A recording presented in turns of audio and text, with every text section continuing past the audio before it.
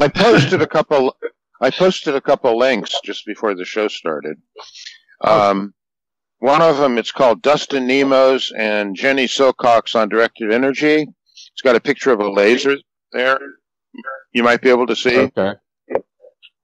Yeah. No, it's up above that. Yeah. There it is. There. Now, okay. I started looking at it simply because it's talking about things like 9/11 and the California fires, and but as you get into it, he's talking about Tesla and how this guy named Weil in Copenhagen is reproducing Tesla's experiments and about scalar waves. You know. Cool. So it's very interesting from a scientific point of view as well as from the what you might call conspiracy theory point of view. Welcome to the January 8th edition of The Electric View. I'm Neil Thompson. Today we have Edwin, Robert, Heather, Buddy, Richard, Eugene, Cameron, Jim, and Dave. We have a wonderfully esoteric conversation about directed energy weapons, stellar movements and symbols of the ancients recorded in stone and gold, and what that tells us about the Earth and her ways. Please take a moment to like and subscribe. It talks about how about 1930, some of the terms started disappearing from physics equations, and all that, which is stuff that we've kind of talked about. Yeah. So I thought that might be of interest to people. I knew that names changed. What terms do they mention disappeared? Just one. I was just wondering. I mean, I knew that cathode rays turned to electrons and shit like that, but. Well, I think it's the stuff that would describe how scalar waves work. That's something that'd be. It's not something we could. It's not like we're going to sit here and watch that video now, but I wanted to get it up there. Yeah. Because folks might want to watch it in their own time. We might talk about it another time. Sure. So, and then what? I'll shut up after I say one more thing, and that is the other image I posted was it shows the currents coming into the sun and the magnetic field of the sun and all that. Mm-hmm. It's down at the bottom. Okay. And it shows the current coming in both at the top and the bottom, twisting in different opposite directions. There we go. And that's relevant to Jim Weinberg, Jim's theories, because I just can't quite go along with all aspects of his theory, because if we really were spiraling along the Birkeland current, then you wouldn't have current coming in at the top and the bottom. You'd have it going in one side and out the other, I would think. So I just want to put that on the table in case Jim might want to respond to that at some point. So anyway, sorry, that was my big spiel here at the beginning. Well, that would mean that the sun wouldn't, if current was running through the sun rather than to the sun, then the sun would not run down over time. If you have current, this idea that, okay, first of all, how do you feel about the hollow sun idea? The what? Me? You obviously probably reject that, right? Because the whole basis of this model is, it depends on a lot of charge flowing inside the sun rather than just to and away from the sun.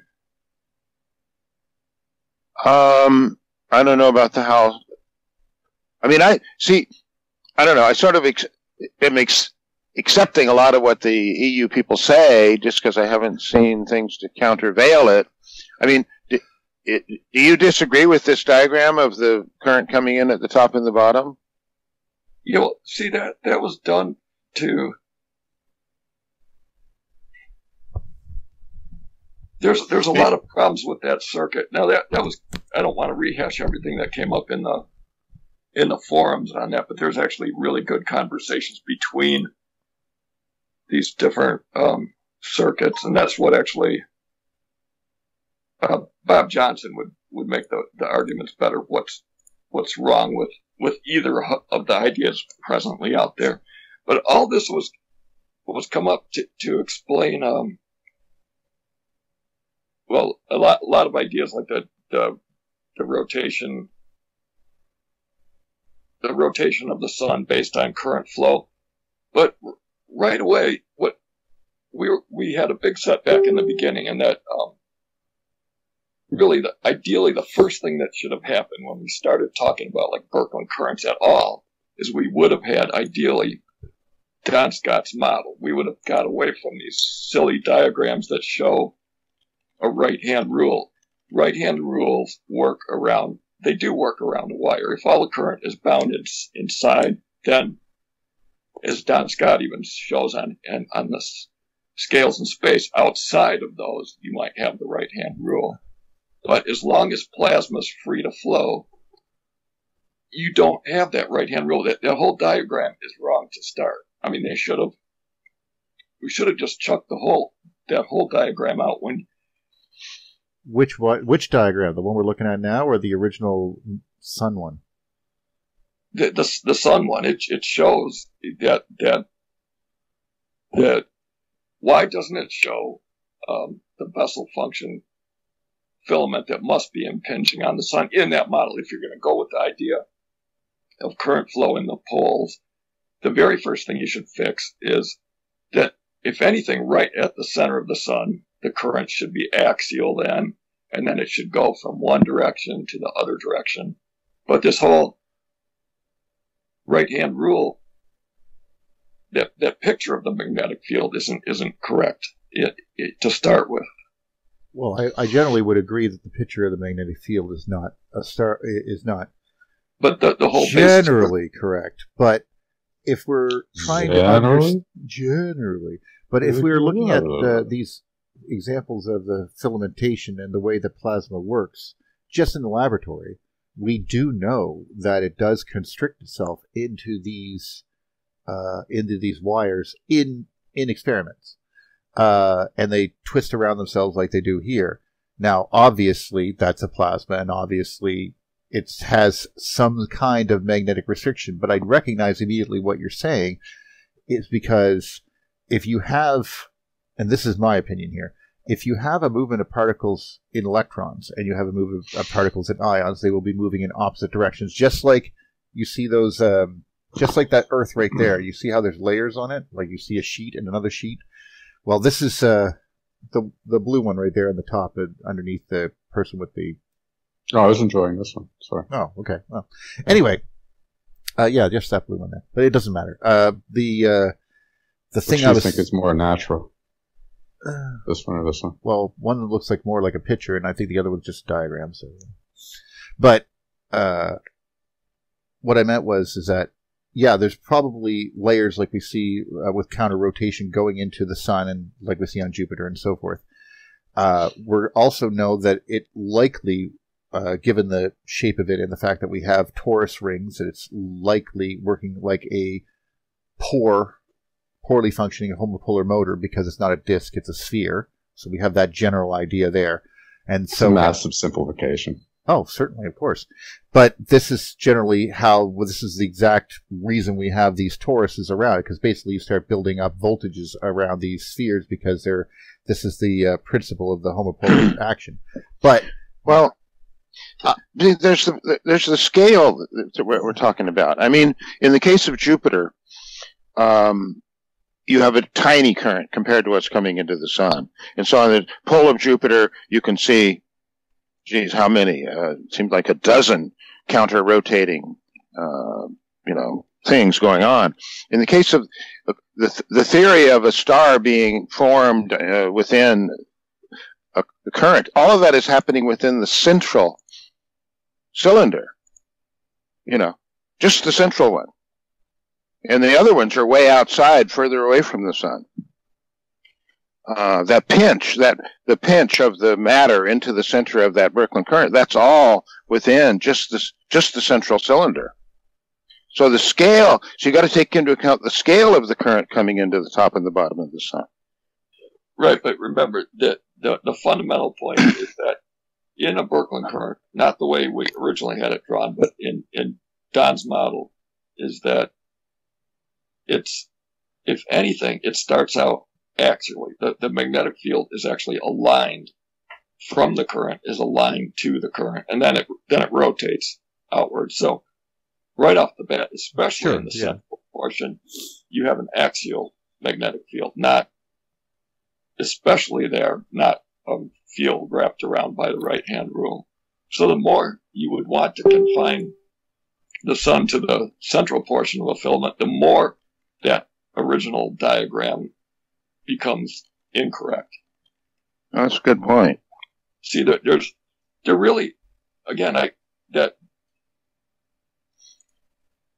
when you see pictures, even now in the EU, this is a fundamental flaw.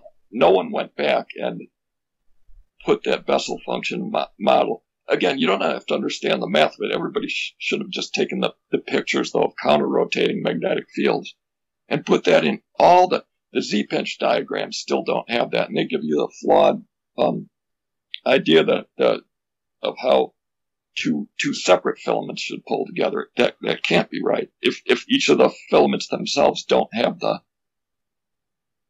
that right-hand rule magnetic field, but all the sun diagrams for anyone's but different models of it, all that should have really been, we should at the very least go back. You can choose, since we don't know the scale of the filament, you're free to draw it on whatever scale you want, but we should at least start with a Bessel function model, unless you don't agree with that Bessel function idea. Well, I'm fine with it on general. I think the biggest thing is that comes out of my mind is the discrepancy of the charge weights between electrons and ions. If they are they will flow in opposite directions, clearly, if left to their own devices. So if you have electron current going in one direction, you're going to have ions going in the other. So I recognize that.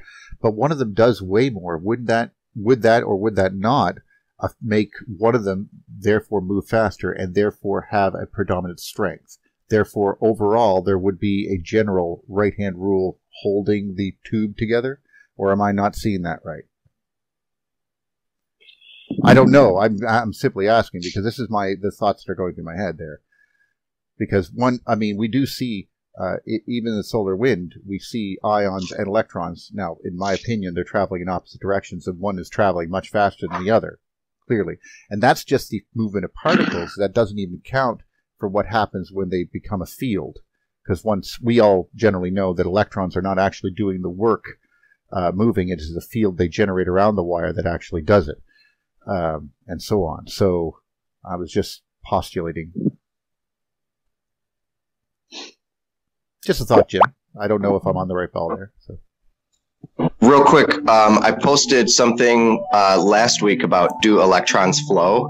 Does electricity flow? And apparently it does. Yeah, it moves a lot slower than most people think. But the field around it, the field is when they begin to move in direction, they form a field around whatever conductor they're on. And that's all I meant. Well, okay. Real quick, sorry.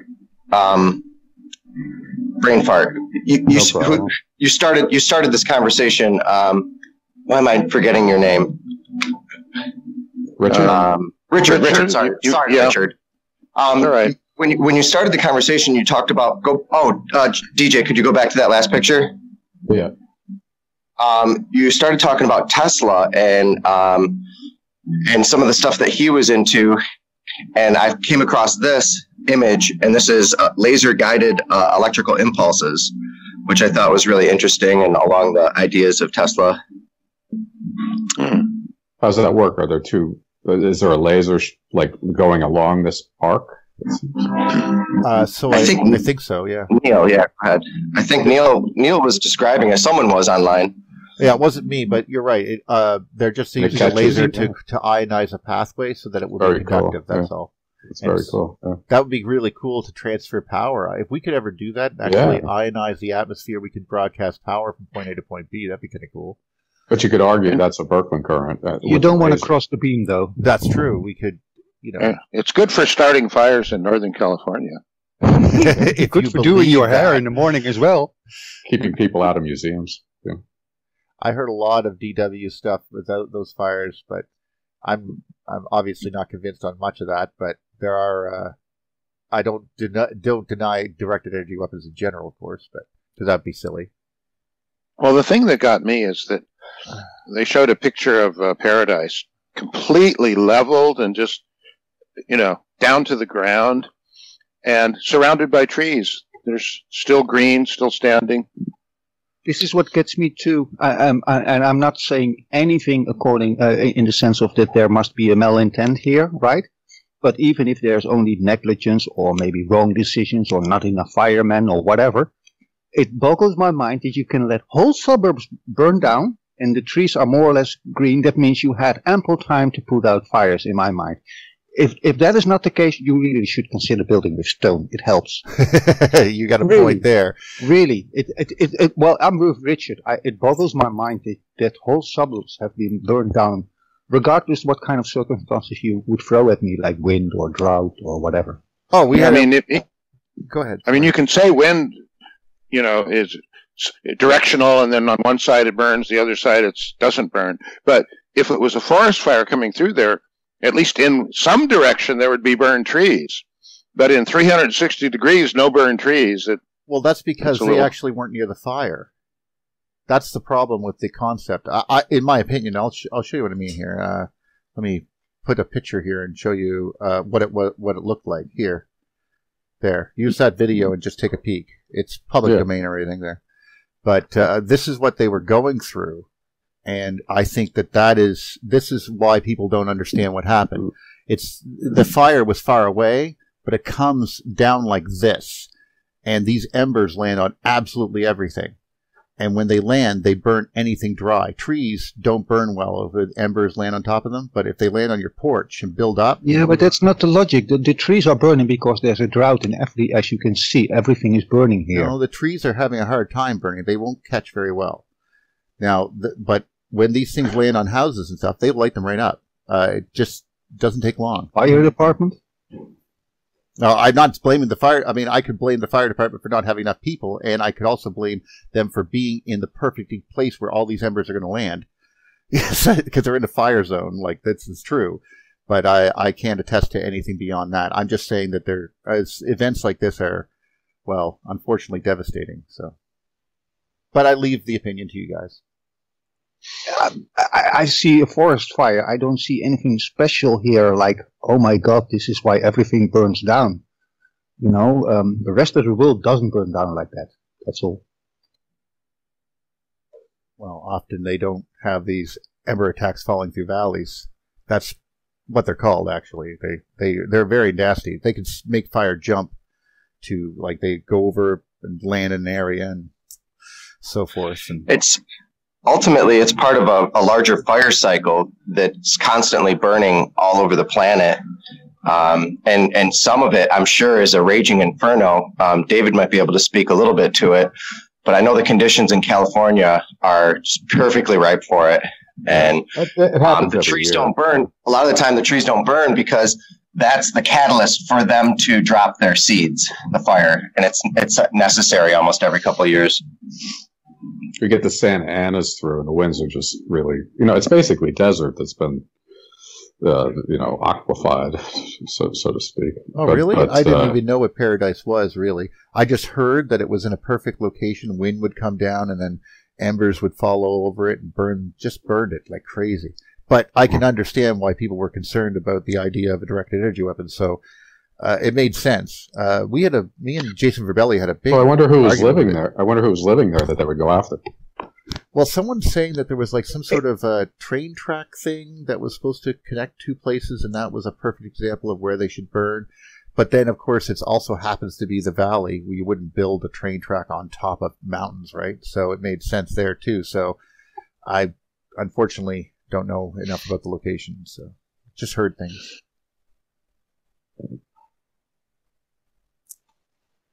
Wait a minute. Why wouldn't we build a train track on mountains? We do it all over the world. No, I'm on the tops of a mountain. You wouldn't build it across a rocky mountain when you could build it across a valley, is what I meant. Right. It's flatter. That's all I meant. But someone mentioned that they were doing some sort of train rail system or something. They wanted to build one or something. I don't know. All over. And coincidentally, it matches the map of where everything's burning. I want to know where your conversation went with Rebelli. What side were you on? Me and him were on the same side.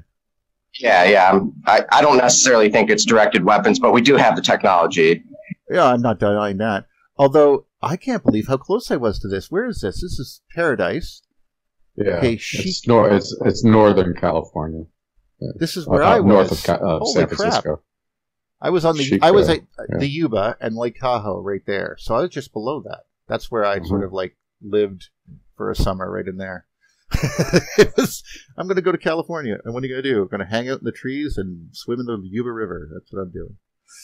Chasing women, I hear. That's what else would I do in California?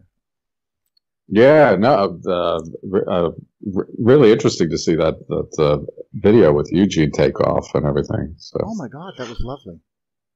Yeah, and then Jim's description on Sunday was so good. I put together a piece. It's about 30 minutes. So I would request, Neil, that you put that up. I think it's worthy since we're having the discussion and.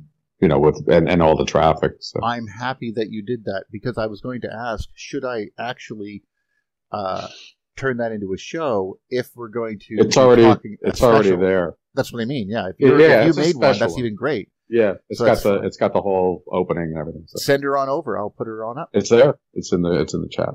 Oh, so I will grab it. I've got it.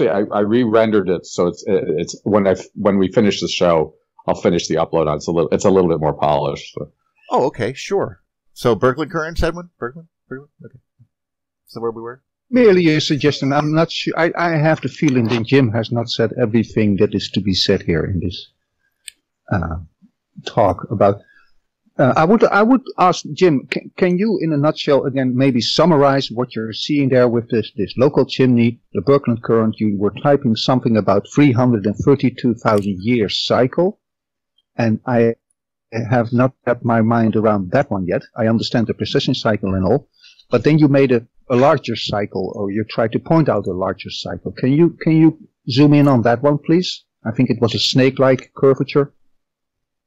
Well, yeah, like in using like the double helix nebula for a reference, you can already see that where that tens of thousands of year cycle comes from. That matches our precessional cycle. If you assume that our sun is traveling around twisted filaments, that gives you that whole precessional cycle. But what you don't see in the double helix nebula, what's not apparent, but you know this is true, even though I just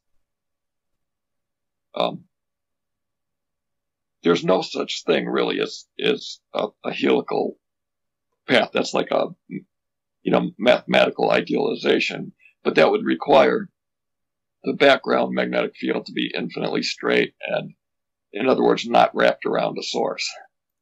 So, in reality, there's even with the double helix nebula, you know that eventually that path is going to curve around whatever the source of magnetism is, and that's what comes up even in the mythological stuff, is that our precessional cycle takes us closer and farther from some seat of universal magnetism. It sounds like maybe New Age nonsense, but that's what has to happen in a Berkland current. Because if a Berkland current is spiraling around the background magnetic field, that field wraps around its source, whatever that source is, especially if it's a larger scale current. So therefore, that precessional cycle will take us closer and farther to the source of that background magnetic field. There's no getting around it. That's so that you have a nice mechanism for what otherwise sounds like someone's religious nonsense or so on. But then you realize too that the magnetic field gets stronger and weaker as you move in and out, and that's why see that what you do get from modern day observations of the precessional cycle is that it's speeding up, and it has been for 100 years. So that means it's not exactly cyclical spiraling. Now, if you trust the ancient knowledge on it, they say that not only does it not spiral at a constant rate, but that the axis itself drifts over time. They say it drifts to the left, which doesn't make sense in our frame of mind, because we think of that axis as being pointing upward, what's left. But the key to understanding all the ancient worldview is they used the galaxy was a sea to them in all their descriptions. That gives you the right reference frame. In other words, our precessional axis isn't pointed upward now, it's kind of on its side. And then it tells you which direction is left, and you can see then, you can actually match it to the data. What happens is, if the ancients say that our precessional cycle is actually 24,000 years, but that you have to map that onto a larger scale circling, and then, and as you can see, that leads to that the pole actually doesn't move just in a circle; it drifts off over time. But also the rate of precession then will speed up and slow down, because you've got two motions superimposed. I probably should draw this. Is this making any sense at all?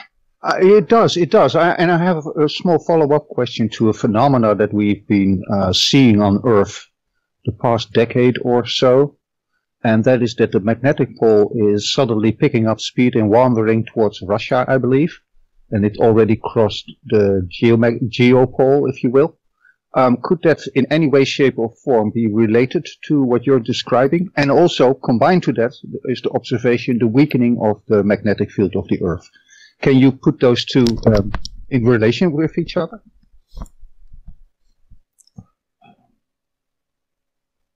You may never have even given it a thought before. yeah, I haven't really.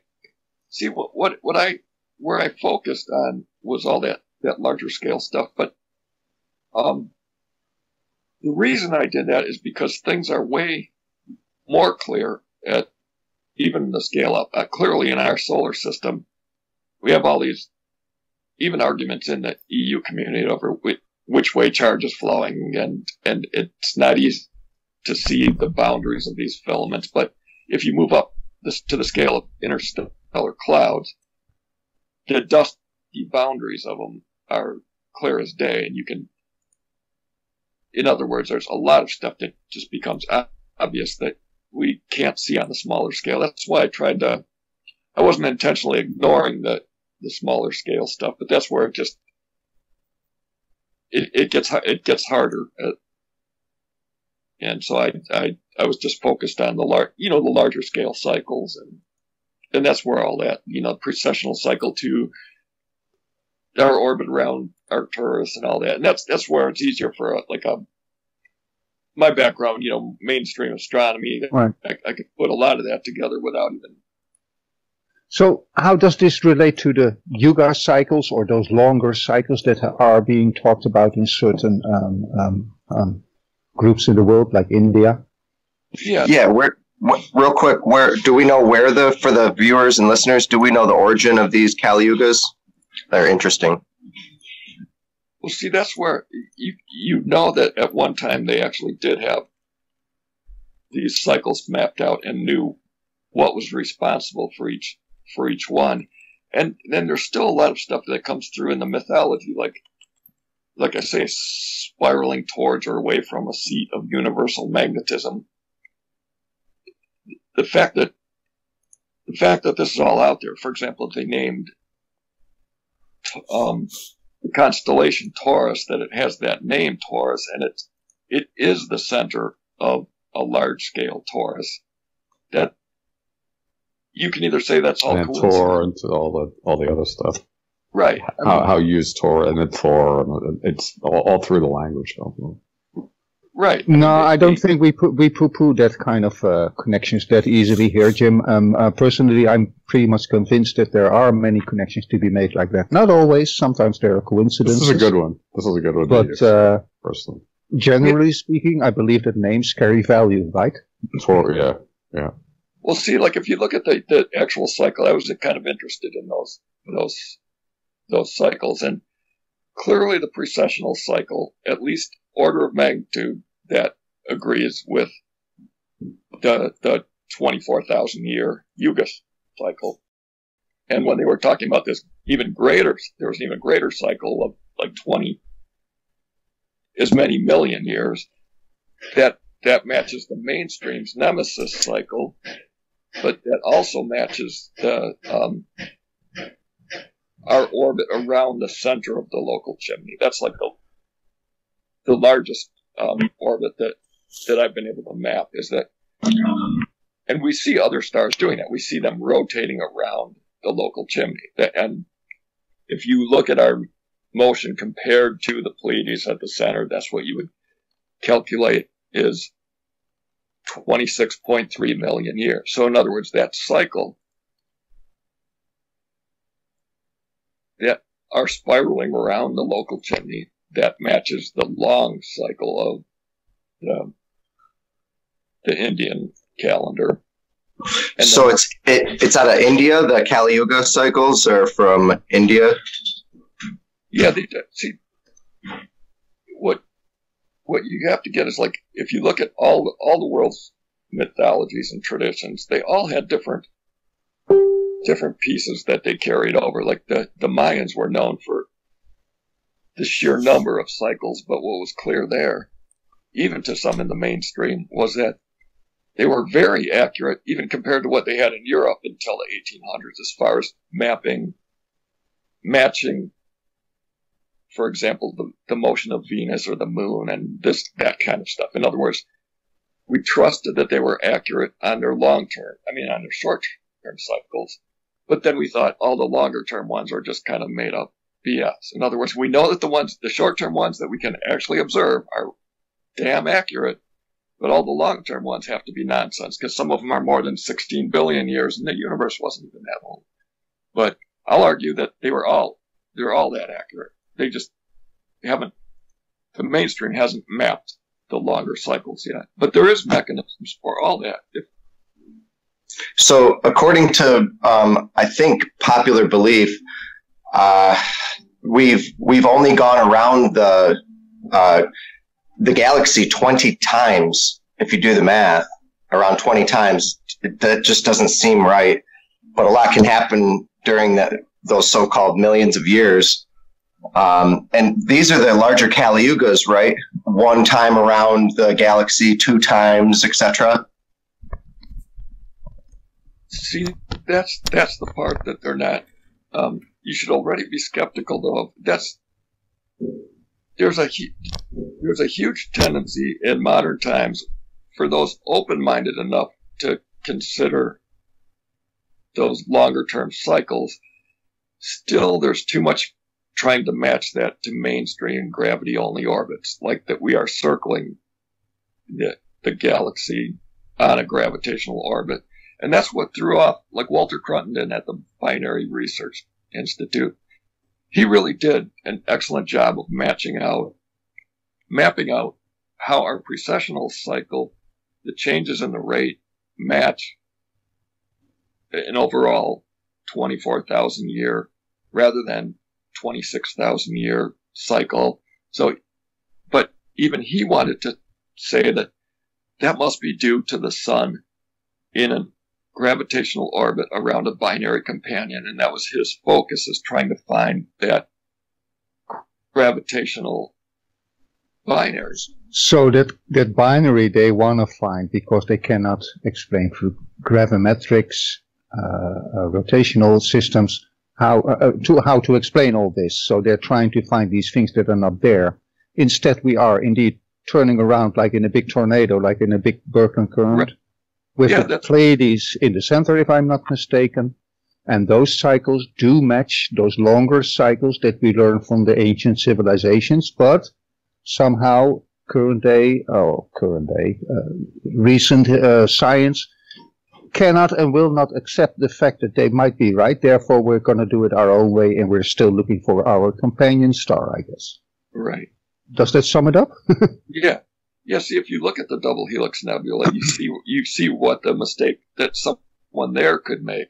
If they begin to detect that they're spiraling in space, say they didn't know that, they would look for, if they had the same gravity-only ideas, they would look for a massive object at the center of that helix and think that they're orbiting it. But that's not what happens. When you look at the double helix nebula, you notice that it doesn't look like stars are matched exactly on opposite sides.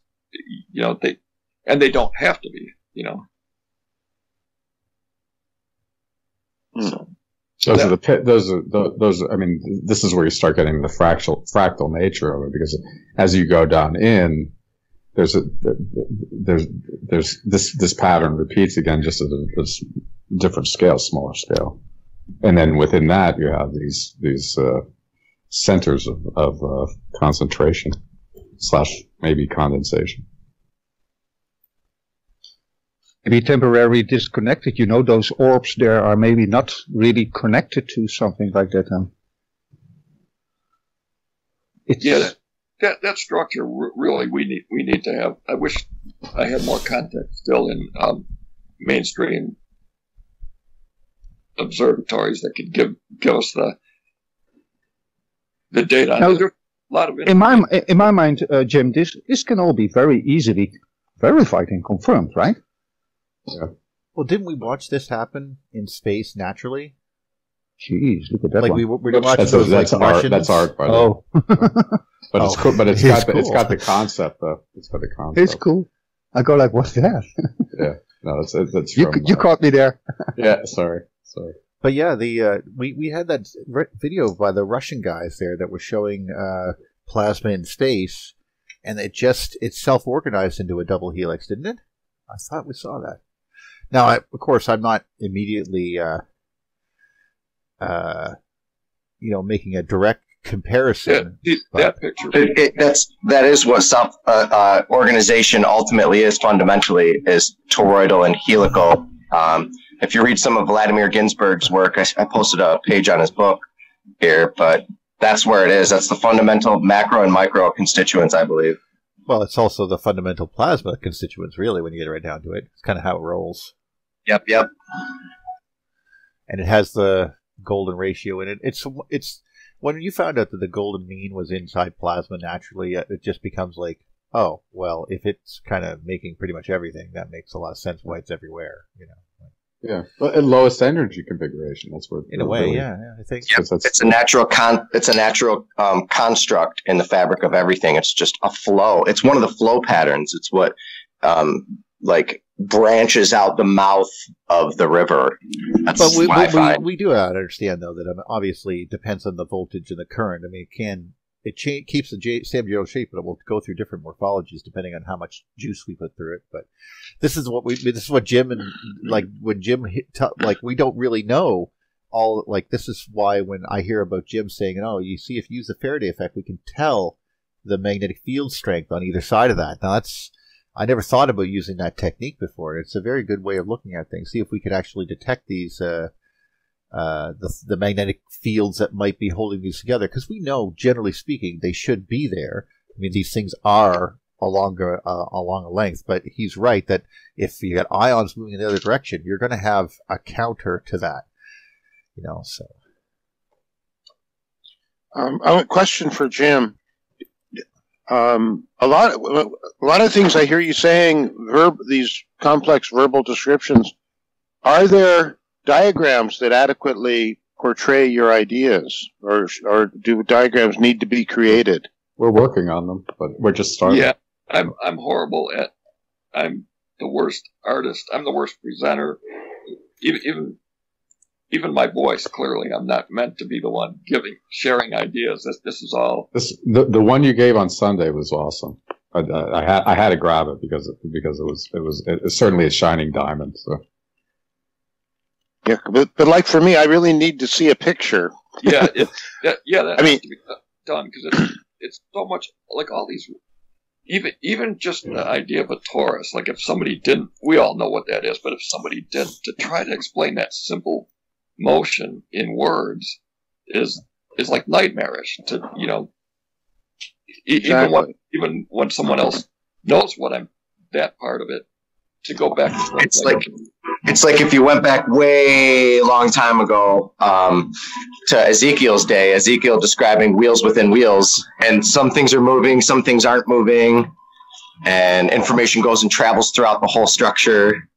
It's hard. I mean, yeah, how can you describe a torus? Yeah, like after the fact, after you know he's talking about toroids, then you see which way the little wheels go in the bigger wheel, like vertically. And again, my word description isn't going to help at all if you don't already see it. But that wheels within wheels, and that idea of a whirlpool in space, where the detail there is that when you go down through the center of the whirlpool, it opens and you find yourself again on the outside, where you can be sucked down again. That's a toroid. That's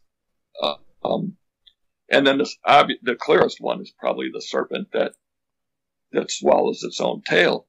But even all those traditions, you know, they carry a little bit of a different bit of information. Like a serpent that swallows its own tail, that's not just a toroidal path. That's a toroidal knot. If you know, in other words, that's an important little detail that when you finish, you come around to exactly the same point. That's an important detail that you don't get out of the wheels within wheels version, for example. Well, that is true. Yeah.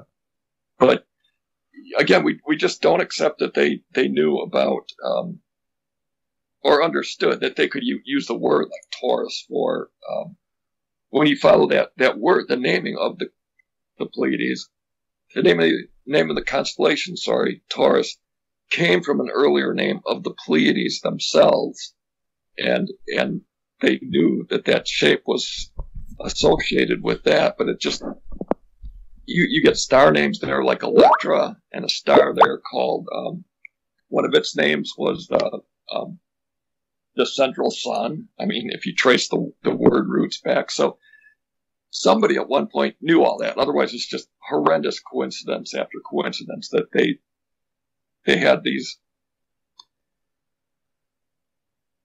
just the names alone. But once you get that, if you're willing to accept that there was actually an electric universe model way before that. Well, you made the clear correlations with the Yuga cycles and the age that belongs to them in real observations, right? Mm-hmm. That means for me, not in the case of the Aztecs, for example, or the Maya, they were known for their mathematical knowledge, right? And like you said, but the longer cycles, of course, belong to the realm of the myths and the legends. But if that is simply a truthful thing that we can establish here, right, that means the whole thing was right. So why even doubt it? The ancient knowledge, in my mind, has been proven, well, many times over. But I think what you just pointed out is that the ancient did know this stuff. And if they did know this stuff about these long cycles in a local chimney, on a local Brooklyn current, whatever they were calling it, that meant they had some awesome technology and clever persons back then, right? There goes your caveman idea. Right. Right. Well, that's the given narrative where we're always at the peak of our intellectual capability, and this has been pumped into us since throughout certainly the last 300 years, but throughout our lives. It's like that's been the message. Oh, we're the furthest along you could possibly be, and it's supported by, you can see all the technology that we've created is pretty amazing. But it doesn't really have to, the one thing that's a big realization is that you turn that one upside down, and then all of a sudden the imagination opens up again to me. Because, anyway, it's kind of a beginning of an idea. Well, which is clearly what you need to do this work. I mean, Jim is imagining it, not fantasizing, but imagining it in his head, right? And then comes the difficult task, as he said, to try and explain it to everybody else. Right. Which is not easy. What were they thinking back then? What if there was, people more advanced in the past? And then ultimately treating nature in a much more, I mean, I think one of the reasons that it starts coming up, it seems like the entire society is running off a cliff with all the just massive production of material, taking material, natural material, and just grinding it up and then serving it up for money. And it's kind of a ringing realization. There's a part of me that pictures petroglyphs. We think of them as made by ancient cultures through the great artists of blah blah blah. I think, couldn't it just been made with kids? The adults were actually doing it like in real art forms, and the kids were just pecking away on rocks. I mean, we just assume the primitive is. I mean, really, what do we know? If civilization was smashed so hard, what was it like before then? Mm-hmm. I mean, they could apparently make some really cool-looking rocks. That's for sure. Some of those structures look beautiful, like that circular half dome or half sort of thing that Brian Forster was talking about that Cortez tried to blow up with dynamite. And it just looked like some sort of space-age pilot thing, like a cockpit or something. I don't know. Or the way that India had those rocks. The theory, like you posted that, didn't you? There, Edward, those wonderful pillars that are just like impossible. They just look lovely. I'm amazed by this gentleman that is an Indian fellow, I think, and he talks about all these megalithic temple structures in India and Sri Lanka.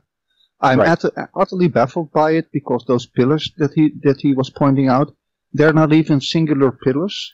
They have perfectly round sections with grooves all the way around it. So that was made with that kind of machining. And then you can see that there's a rectangular block. This guy, he's really great. He has many videos, and apparently he has a car and money and a camera. So this is amazing. You're talking about basically poured or molded black basalt and stuff. He points out construction techniques. He points out huge machining capabilities, high precision. It's really amazing what he's pointing at. And there are tiny figurines like here, and some of them have, in those figures that you see, they're kind of hollow, so you see the head of a little figure, and then the ears and the eyes and the mouth are hollow, and the whole head is hollow, and you're still talking about black basalt here. And it's tiny.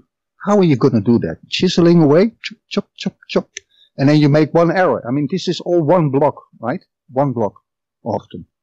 Yeah. They made whole temples you made out one of error. a mountain. Yeah. A whole temple.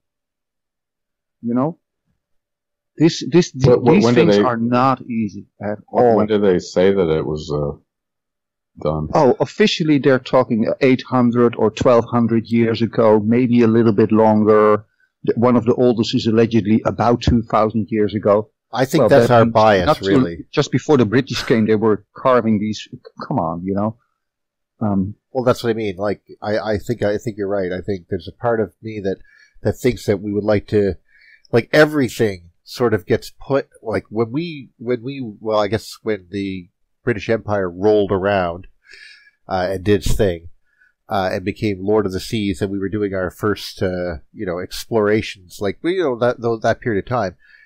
Everything became under the auspices of certain organizations that were clearly in the Western world, and they were in charge of dating. And when they put this together, everything had to be put in a sort of a biblical Egyptian context with Rome, like all that had to, and no matter what, they would never, I mean,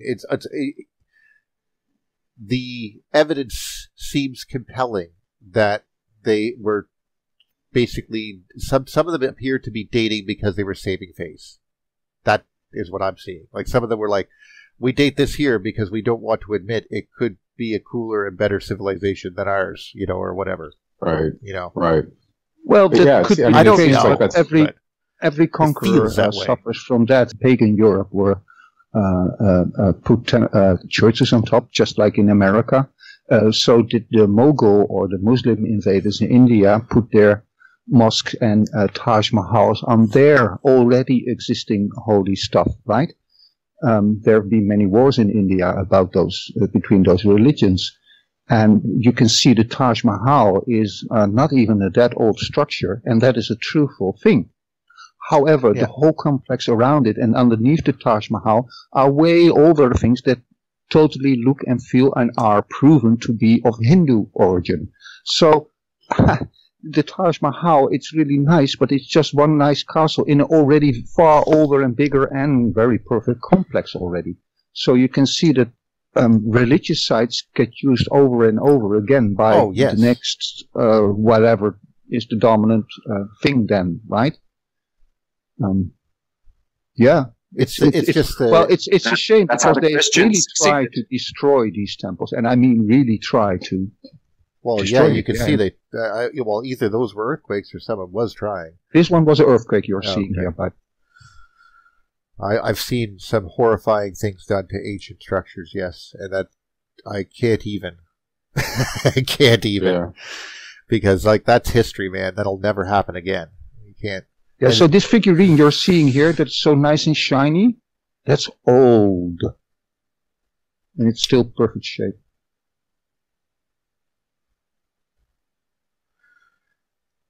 And they did this a lot, too. Not just here, but in Petra and all over the place.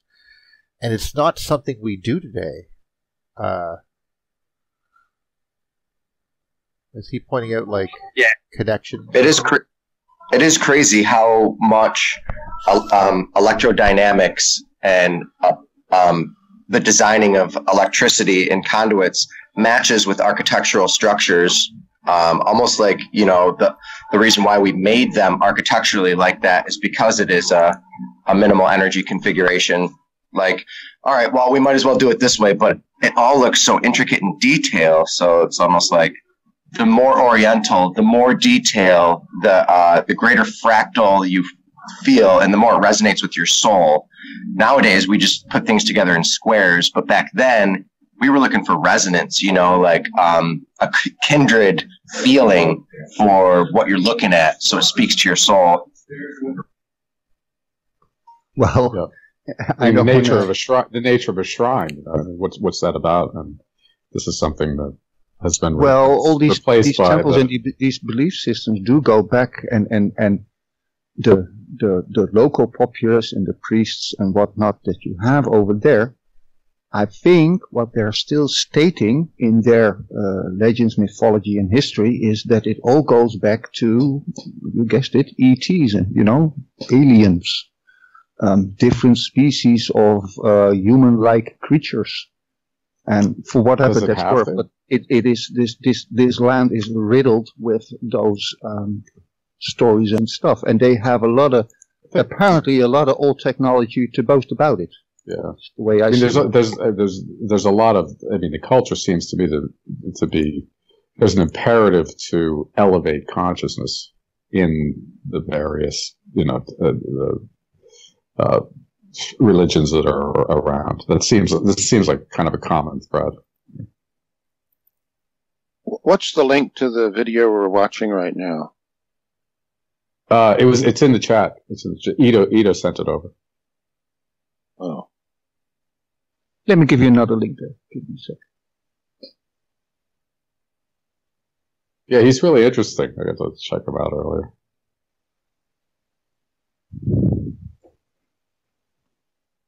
So there's a link to his video channel where you can find all his videos, and I have yet to find one that is not interesting.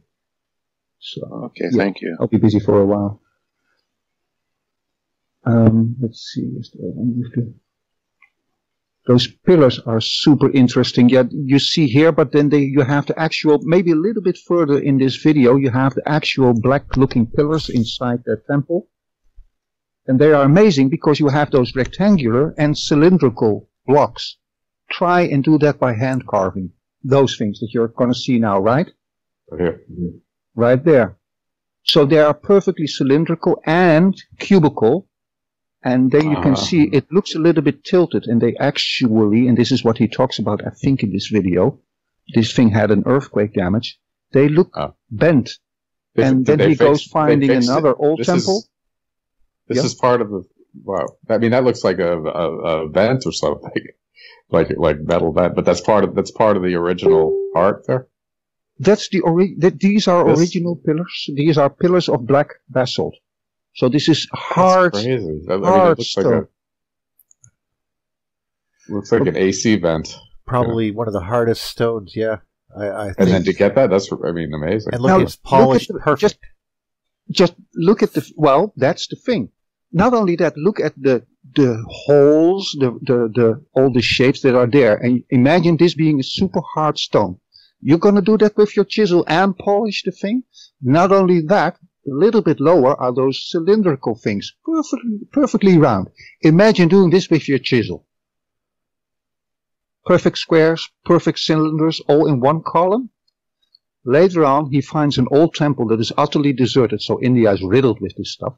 And he finds an old temple with similar pillars, and you can see that those rectangular and cylindrical blocks are actually joined together by a specific wedge. That means a small pyramid-like wedge on top of the one, and then there it is. You can see that crack. So this is a composite. This is not one pillar. This is block on block on block, and all perfect. All made by machining. Yeah. Whoa. See? Amazing. There's a joint there. Supreme construction techniques and production techniques. And it's basalt? Yeah. Black basalt. Wow.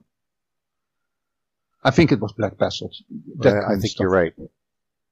Either way, basalt or granite or andesite, they're all like 9s in the hardness scale. Like 8s or 9s. No, not that hard, but you're talking 7 something in the Mohs scale, and that is pretty hard because you're talking crystal there, mountain crystal. Oh yeah, I guess quartz crystal's a 9, is it? Yeah. Yeah. Okay. No. That's 7 is normally, and you have a few a little bit higher. Corinth. The ruby and sapphire maybe I'm thinking of 8 as the top. I know 10's the top. 10's diamond. I know that much. Like talc is 2 or something. Yeah. Like your fingernails are 2 or something like that. Anyway, it's not a linear. So it's not all black granite, right? They use a lot of materials, but there's also a lot of that really hard stuff, and that really hard stuff is shaped in all these rectangular, cylindrical things, all perfect shape, perfect polished. It'd be a nightmare to reproduce one temple nowadays. But it looks like it's functional. That's the part that blows me away. Like I imagine someone walked over with a magic wand and said, this was a metal vent. Click! Now it is stone. You know, that's almost what it looks like. They're so amazing. Like, some of these things look almost impossible. I was looking at some of this. I mean, this is just some of the work that they did here. Supposedly stone, but she's talking about this is pretty interesting. But this type of work, Yeah, she has this argument that it's geopolymer. I like her argument. I just and some of the proof about like how you would have to pour it or hold it.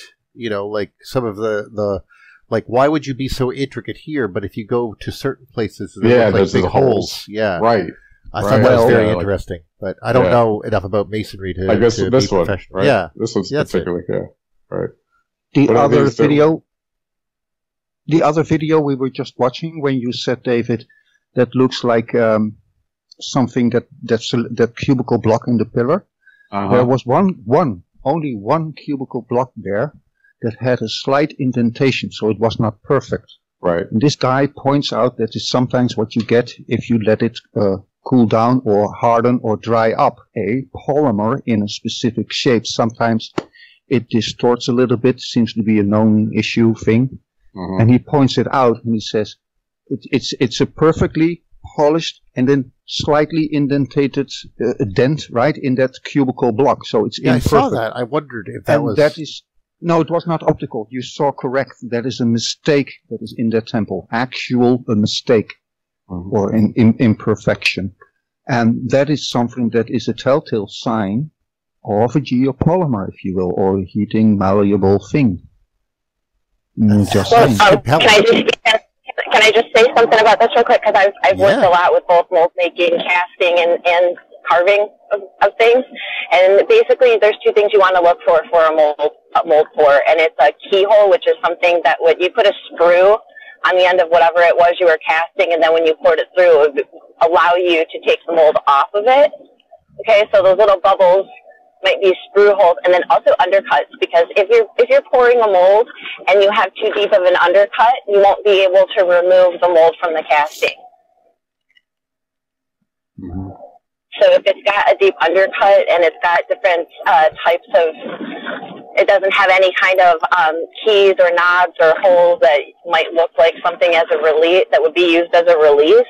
And then generally there are seams, because in order to get molds apart, you have to there's several pieces. There's either one piece on each side, or however it needs to be arranged to facilitate the sculpture you're trying the cast you're trying to create.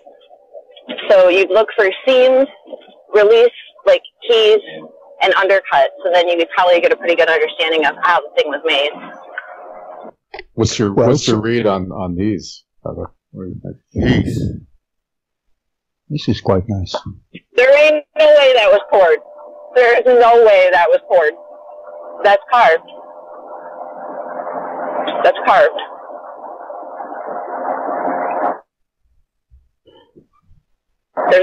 She's making an argument that it was like some 3D printing type of thing.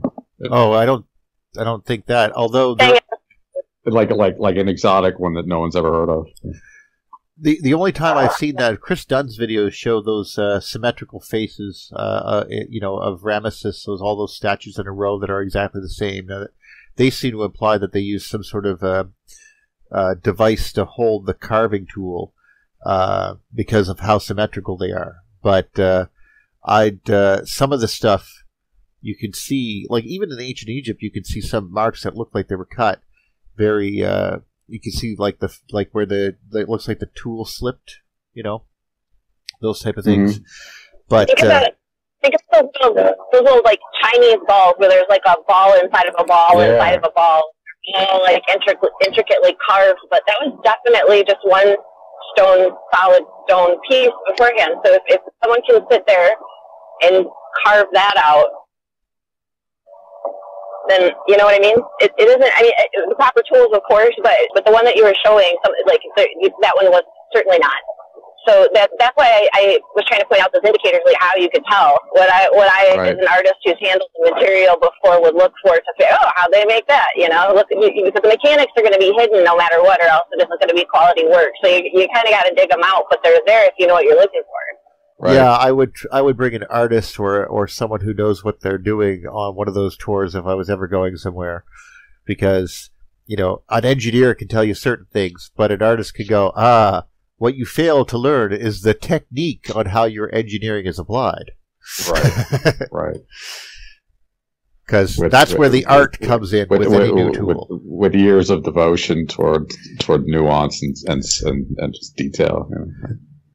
Yeah, exactly. Like, there's one thing learning how a lever works, and there's another way of turning that lever into gearing systems, and then turning that gearing system into a reversible gearing system or something, and then putting all that to work into something like that's. And that's an argument for evolution, because you kind of see, at least with technology, it follows evolution. I think it's an evolutionary process. Well, and I think that you're right. I think one of the things that happens though is that we fail to recognize when the things that don't matter get tossed to the side. That we like, for example, like I was just saying, like kids could have made petroglyphs, while their friends were writing on paper beside them, and we would never have known.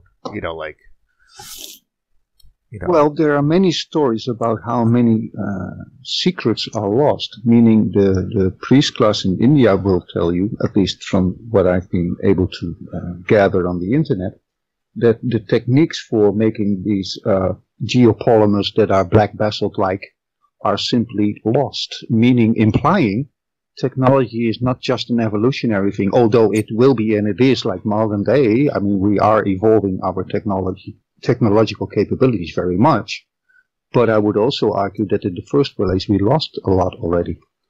Technology needs to be taught. An artist needs to learn techniques. Not saying you can't learn on your own, but you normally would, ideally at least, have a master that teaches you all kinds of techniques. And in the olden days, you had a few secret techniques, of course, to keep the competition at bay, right? Even making certain colors in painting. In the Middle Ages, there were many secrets there. Or tainting glass, there were many secrets how to do that. Yeah, that's true.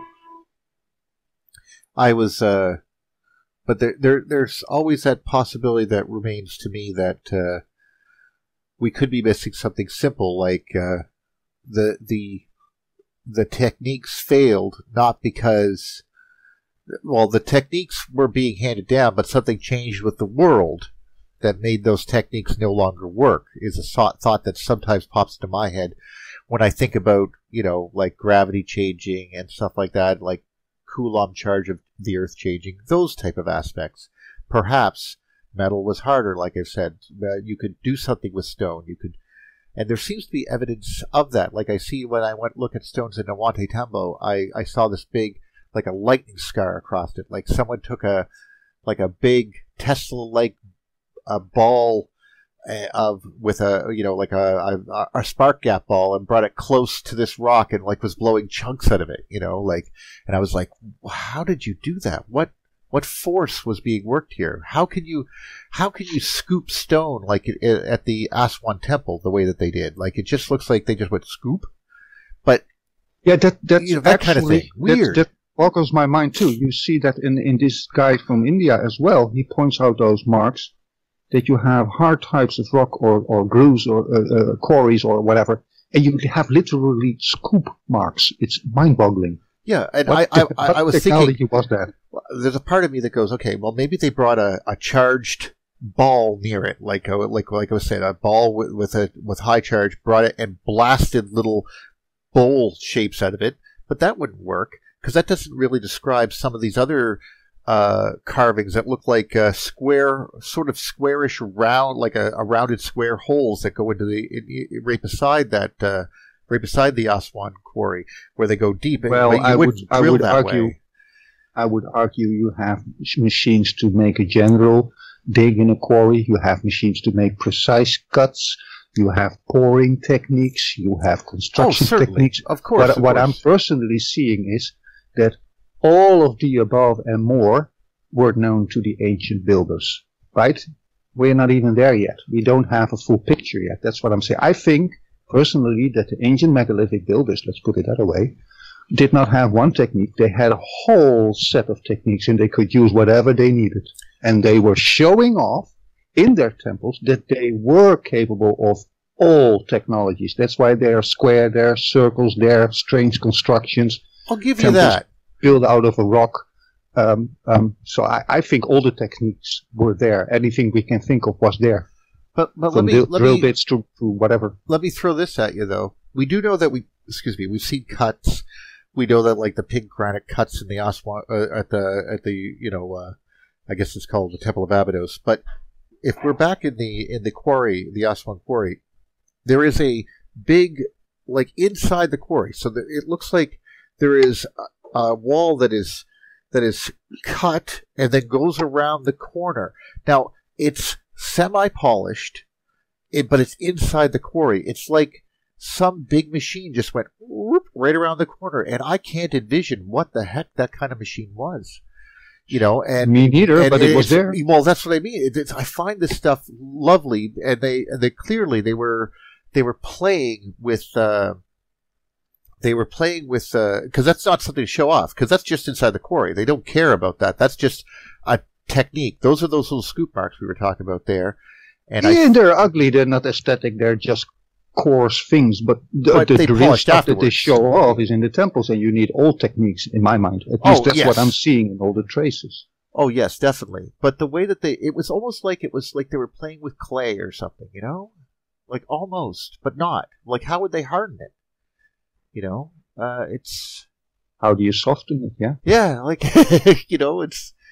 it's amazing, and some of those scoop marks and like they are slightly polished. The scoop marks themselves, it's like whatever technique it was somehow molding or softening or otherwise smoothing the stone as it worked.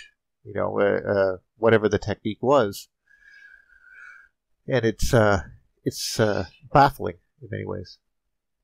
And you can see it, like I said, there's other parts of this quarry that we're not really looking at here, but that has those big, wide scoops that look like we're just going, like we would take a piece of string or something and carve out a piece of clay, you know? It's very weird. But we see this all over the world. We see it in Peru as well. Some of the stones look like they were... I heard a gentleman who said, look, I made all of these marks, and what he was using was impressions on clay. Like, he was like, look at this mark. Now, if I push a block into it, like a little weighted block, see how it makes that look? And he was doing this, and some of them look very compelling. Like, so I don't know. I leave it to others, but I would, as an engineer, I stand by baffled, you know, waiting for more information. All we have to do is accept that there was a time that technology was, I think, further than today. Well, it's possible. Sure, then you it's can not say amazing anymore. Well, no, I'm not. Well, it's Well, still amazing. but, but I mean that I'm still amazed. But I readily, I understand what you're saying there, Neil, and it's very hard to accept this, right? And we're natural skeptical creatures, and that's a good thing, mind you. Yeah. But there comes a point, at least maybe I've reached that point, but maybe I'm just crazy here. But when I look at all the stuff that's out there in the world, and recently just, looking at India again, it's mind-boggling. I'm totally convinced, but it's a personal thing. I think if you look at all those megalithic structures, the quarries and the technologies and whatnot, I don't see anybody creating anything similar today anywhere on Earth. Not really. Not with the challenges that they would have had and the material that they're using. I generally agree. I think, though, I want to say that they are.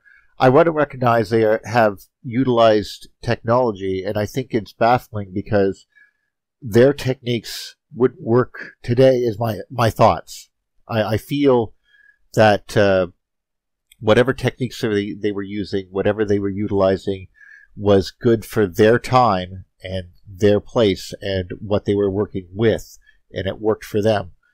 Maybe in our world, as you know, the laws of nature are such that what we do is the best we can do with what we have. Like, I'm just more have that inclined to idea, accept that technology was a real thing that still worked back then and would still work today, than accept that the physics, nature's constants changed on Earth. Well, yeah, that's my thoughts. And I'm not saying either is impossible. Yeah, no, I have to yield to the possibility, of course, that is wrong, but it might explain a few things, like why we sort of had to start over. Like, like something happened, and then we were like, okay, devastation, and then we were like, well, now we're building with bricks this size. Now we can only do these things. And the remnants. And they are forgotten. Sumer in Egypt, they were the remnants of what was like really advanced. Yeah, it's a thought, but I kind of. I mean, we there's a part of us that really there's a part that longs for that, and there's a part that could be like echo chambering or whatever. But there's confirmation bias. Yeah, but still, look at the like. That stone right there, if you go up a little bit. No, stop. Right there. Just this one. Okay. You were good. Go down a little bit. Just a little bit. And second one in. It says, yeah. That's the wall I was talking about. You see that? That's inside the quarry. And it's just been smoothed along, and it goes around a corner. And they just removed stone from there. Like, they just went scoop and lift. And like, what the heck? That's not even but that's a polished wall, but it looks like something just went through it, like with a curved piece of a hot knife or whatever. Yeah. It just cut it right out. It looks like concrete almost. Yeah, but that's like, what was it? And it reminds you of those like carved temples we were talking about earlier. Like they just went right into the wall, like in Petra, and just went, "Yep, we're just going to build a temple in here. Just do hot knife through butter, done." You know, and that's just solid. It's just solid stone. Well, at least today it is for sure. Yeah, you know? And it makes you wonder how they like when I look. And there's a little bit of evidence for that. Like when you look back, you see these 290 million year footprint in this granite rock. You know, it can't be there. This is impossible. Blah blah blah blah blah. But well, here's the official explanation for you, it, you and know? I think you can fact check it in the Aswan quarry with that big obelisk there, right? There's that picture just about there, one of them. Those scoop marks underneath, because this is an unfinished thing. They were having round stones and they were pounding the rock, and then that's how they were doing this excavation, you know, and some copper chisels, mind you. Yeah, and monkeys which wear out after 5 minutes. Not even. And monkeys might fly out of my butt.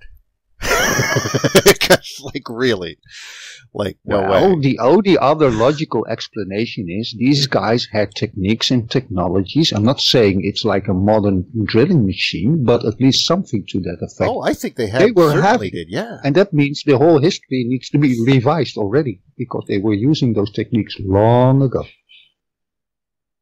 I mean, even the stuff that you're looking at there looks like what's that underwater thing? The Yonaguni Monument underwater there. It kind of looks like that too. Like I just wanted to see what that was. Well, looks like that wall, but look how smooth it is. Yeah, I mean, look at this. Marks. Look at this stuff. It looks like someone had I think that's a. Yeah, those are those scoop marks, and they are allegedly done with pounding rock. It's odd. Some of them look bigger on one side and smaller on the other. It makes you wonder about those giant theories. Oh yeah, well, you big guys work over there, and so you won't step on us. So small guys work over here. Like plaster bearers. Oh, somebody was utilized that giant idea and was actually sitting there with his. He said, "No, picture this. You're sitting there on top of the Aswan obelisk there, the one that's lying on the ground, and then you sit on top of it, then you reach down with your hand and scoop up and underneath." And I said, okay, that's very interesting. That's an interesting take on it. But, you know, it just makes you wonder what they were really playing with. I mean, this is very interesting here, right? Just an idea, yeah. I mean, that's good. I imagine it. I could just imagine. Yeah, you guys stand over there, because if you did have giants in your society, and you had to, it'd be kind of like, yeah, I don't want to be anywhere near that guy. Like this is the kids' sandbox, right? Yeah, well, there you go. You could be there too. Yeah, I can picture some of the times I picture that, because you know, like it kind of reminds me. Some of the petroglyphs remind me of like stuff you would carve on trees. You know, like when you were a kid. You know, like. You know, well, I'm going to peck it in here. Okay, so that's cool. You know, right. They saw things, you know, but while they were sitting there poking on a rock, over there just could be 20 feet away was someone, like they could be going, "Come on, kids, get into my car. We're going to go over here." You know, and they would hop in, and that car or whatever device they were using to travel in would never exist today. It wouldn't exist after 250 years of being exposed to the elements. And you'd never find any metal pieces. They would be completely oxidized. I mean, unless you found gold. Gold's like pretty much one of the few things that wouldn't disappear over millennia, I mean. And well, let's make that little step there. In one of those temples in India, right? We talked about that today. Yeah. They found a couple of years ago, what was it? 3, 4 years ago, 5 years ago. Well, it had to be protected. They opened up those holes underneath a temple in South India, way South India. Right. And they took out in pure gold and stone value. And it's a treasure beyond your wildest dreams. It's the stuff of legends. And they have these how do we say this again, Ida? Oh God, let me practice. Padmana plus wabi. Yeah. So for me, I like Star Wars, so I'm going to call it Padme, and we're going to go from there. So this is Padme. Yeah, it's really interesting though, because they have these. Yeah, they have the chambers. They label them A, B, C, D, E, F, and now they found F, G, and H, I think. But one they opened up, and it was what was it? Freeze it. Yeah. They found that statue or image that you see there of that Vishnu. I think it was. Could be another one. On that bed, They found that one a little bit over a meter long. There's a depiction somewhere on the internet. That's not a picture, Pure, that's a thing? No. Yeah, the whole thing. No, yeah. the guy that's lying there, the god, the deity, on that bed, they found the guy in the bed of pure gold. More than 3 feet long. Pure gold. That's just one of the artifacts. And then they open this chamber, and it's like, just pretty amazing. It's definitely worthy of checking out. But there's the chamber B. There was a spell put on it, and you're not allowed in it. It's still a shrine, this is where they're talking about this thing. Yeah, it is an active temple, very much. Yeah, but there's been like national inquiry into getting into these vaults or chambers. Really? But the one is like it's like surrounded by, straight out of Raiders of the Lost Ark, but it's surrounded by snakes, like really surrounded by snakes. Wow! And anyone who goes in will be cursed. And the entire country the entire nation will be cursed if they open this. It said in the beginning, the king of the Nagas, the king of the serpents, right? Right. And Eugene pointed out that the root of this name, what was it again? I forgot already the name. Bama, Wama, whatever. Yeah. Padme, right? Padme. He pointed out that it could mean double, between brackets, snake, and something to do with the sky. So, snakes of the sky. That's dragons, right? This is your Naga king. And there's that door that is not open, Vault B, we found out today. And that has the depiction of those 2 dragons there, amongst other things, in the fleur de lis even. Yeah. So maybe that's his personal treasure chamber there. Who knows what's there? And I think they know what. This is the opening to it. There it is. That's very Saturnian right there. That door is real. That door is real, right? This is kind of impression here, but that door is a real door, and the pillars around it are even more freaky than you see here because they are littered with very small, tiny people, kind of like climbing those columns. Actually, that makes a lot of sense because on either side of the pillar coming down to the middle of the magnetic field, you'd have these apparently snakes wrapped around it. This is the snake around the Yggdrasil world tree type Norse idea, and these people like back then, like in ancient Egypt and stuff like that, they always had this idea. Oh, that's a beautiful picture. Look at it. The people were always like, you saw these little lights going up the corridor, little plasmoids going up into heaven, and they always thought these were souls and stuff, so people climbing the stairway to heaven type of thing. It makes a lot of sense. I don't know if it's true, but I could envision it. Wow. Look at the people. That is way creepier. It really is creepy. Boy Scouts, right? That's a fleur de lis, actually. Yes, that's a fleur de lis. Okay. So what are 2 dragons, fleur de lis, and all these people doing there on Padme temple in India? Yeah, here's our helix. I think the fleur de lis is a beautiful symbol. I wonder if it's it had to be semi-stable to be visible over the world, but and they seem to be associating it here as opposed to with like Venus or something. Mm-hmm. It's really interesting because you have these, and then you have the outer ones. So it's got a recursion implied, at least. Maybe the guy is bared up there. How do you say that? Lying there in his tomb, whatever. Well, remember, treasures or his personal gadgets. Who knows what's there? I mean, India seems to yield every now and then another mystery or a piece of legend. Just the amount of treasure there. Why don't we have a decent photo of this door? I mean, this looks like a century-old photograph. Let's see. I'm sure we do. How do you call that? Oh, yeah, national security and stuff. Oh, is that they don't want everything out there, right? Before we go too much further, I wanted to show you this, just for fun. Eugene, it's nice to hear your voice. Yes. Hi, Eugene. Here, I speaking of the dual serpent, the dual serpent motif. Take a look at that picture there. That's something jutting out of the side of Saturn. Oh, well. And that's two snakes on either side of a sphere, and that's reaching up towards the rings, so it's coming from the ground and upwards.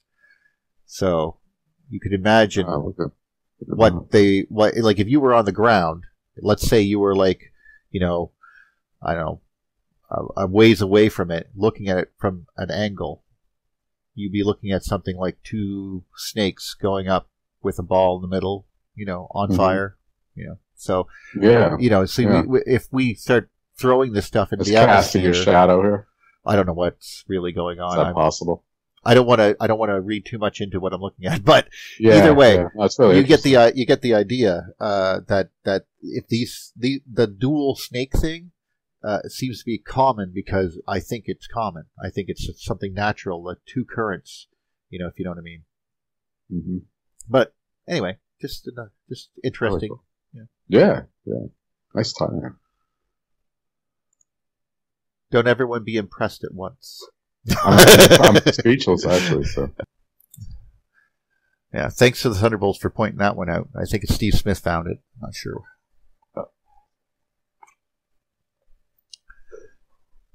So, just looking at these, Indian architecture is beautiful. I hadn't heard of it. Yeah. Well, I think what really impresses me most is that if you think about like it being sort of conquered by the English, so to speak, and basically ignored. You know what I mean? There's so many stuff like this in China too, and they don't, we don't go looking, we don't go finding it, we don't talk about it. It doesn't get pictures of it, Now that, now that we've given pretty much all of the world a camera phone, we're seeing a lot of stuff. Right. It's the eyeballs. Yeah, they all up. No one's there to edit it. I saw a depiction of that door, but it didn't look nearly as good because remember that guy drew the door, and there's a picture of it. That looks great picture, and you'd send that to someone in Europe, right? And they go, "Wow, that's what that door looks like." And then they come down and look at that door, and they see those human beings all over it, and they go, "What the heck? You were just a lazy drawer, is what you were." Because you did not do this justice. That's beautiful. Look at that snake too. I mean, makes me understand snake charming a bit more too. So there's I linked another one in the chat there. Okay. And if you hit that one and scroll down just a little bit, you will find that a picture of that golden statue where Vishnu, I think it was, lying on that bed or whatever with a double serpent again. Right here. And it's made of pure gold. It's a little bit bigger. It's a little bit lower, I think. Okay. It should be big picture. Oh, there we go. Wow. Yeah. There it is. And then right in the navel. Look at that thing. Pure gold. Wow, my goodness. That's just one thing they carried out. That's a lot of, there's a lot of godlike symbols in that. I mean, the headdress alone, the lotus flower being held, so that's Venus. Then there's another attachment to another god coming out of the navel. I wonder if this is I wonder if this is a depiction of that boat motif. Look at the bell. Ding ding ding, servants, please. Time for my tea. No. No, I agree. I guess this is about higher states of consciousness. Okay.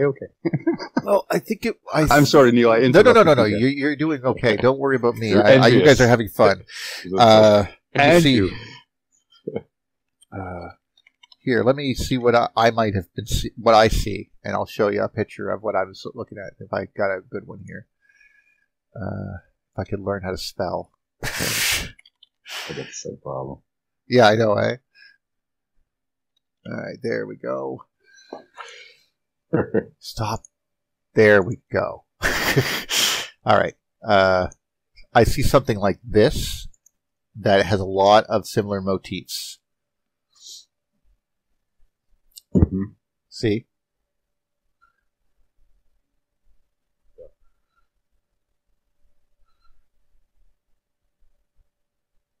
This boat motif, I think it's also the sometimes the Egyptian called it Osiris, or the dying god floating off into space. I think that was an event and I think that's what that represents. But that's just an opinion. I could be wrong. I see a lot of, but if you look at the boat petroglyphs, there is a ton that sort of have that, like, here's an example of exactly what we're talking about over time. Here's the Egyptian ones.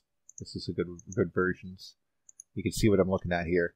Note that thing coming out the navel is still there, and it changes over time. You know, it morphed, obviously. Anyway, this is obviously not nearly as beautiful and wondrous as the friggin' golden thing, so don't get me wrong. Thematically, it's similar. It has themes, yeah. They were trying to represent it, but it's like these people didn't know what it was, and once the story becomes told, you know, it becomes described, and once it becomes described, it's locked in, so to speak. It becomes a culture. So instead of someone has like, oh, you know, that's the boat of heaven in Gilgamesh. Oh, that's Noah's Ark in this. And then these people are going, no, that's Osiris, the dying god. Oh, no, that's King Arthur being set aflame across the waters. No, this is Vishnu with his bell and his navel saying, I'm going this way. Come, serve me. I don't know what, this does seems to be visual. But that's imagination. When you have something like this that brings an imagination, there's a certain I mean, a beauty and energy to it. You know? Well, and let's be fair. They could. I mean, you could not. I mean, you know how? Imagine just this: draw a fire plate, like just draw a fire. Okay, you'll never do it justice because you can't. You can draw stylized fire. You might be someone who can catch a moment if you could freeze it. But with your own eyes, when you can't freeze it, you sort of have to depict it in a way because it's constantly moving. Like it's gold, it's in the sky, it's golden, it's bright, it's having morphologies that the plasma takes its shapes. You know, I can envision it, what they're trying to do. And obviously they did it many times. But I mean, nothing I've ever seen compares to that wondrous thing, that a 3-foot golden Vishnu. We're actually seeing it, yeah. Like, they obviously, you know, like that stuff. It kind of reminds me, remember you showed that rhinoceros that was drawn by word? Oh, right. That's what it reminds me of. Yeah. The rhinoceros. Albert Guerre. Yeah, that wonderful, it's such a close depiction, but you could tell it was described, you know? Yeah. And that's kind of how I feel about the thing. Oh, no. Up there was a god in the sky. He was going to this. He was riding his golden snakes. He had a blah, blah, blah. He was holding his lotus flower. He has a bell in his right hand. You know, like, and that's what it was. You know, they did a really good job, but that's slightly different than a real rhinoceros. But you see how they came out of the imagination. Exactly. Yeah. Please feel free to support or deny what I just said, guys. just an idea. He's got a horn coming out of his back. What's up with that? Well, let's see.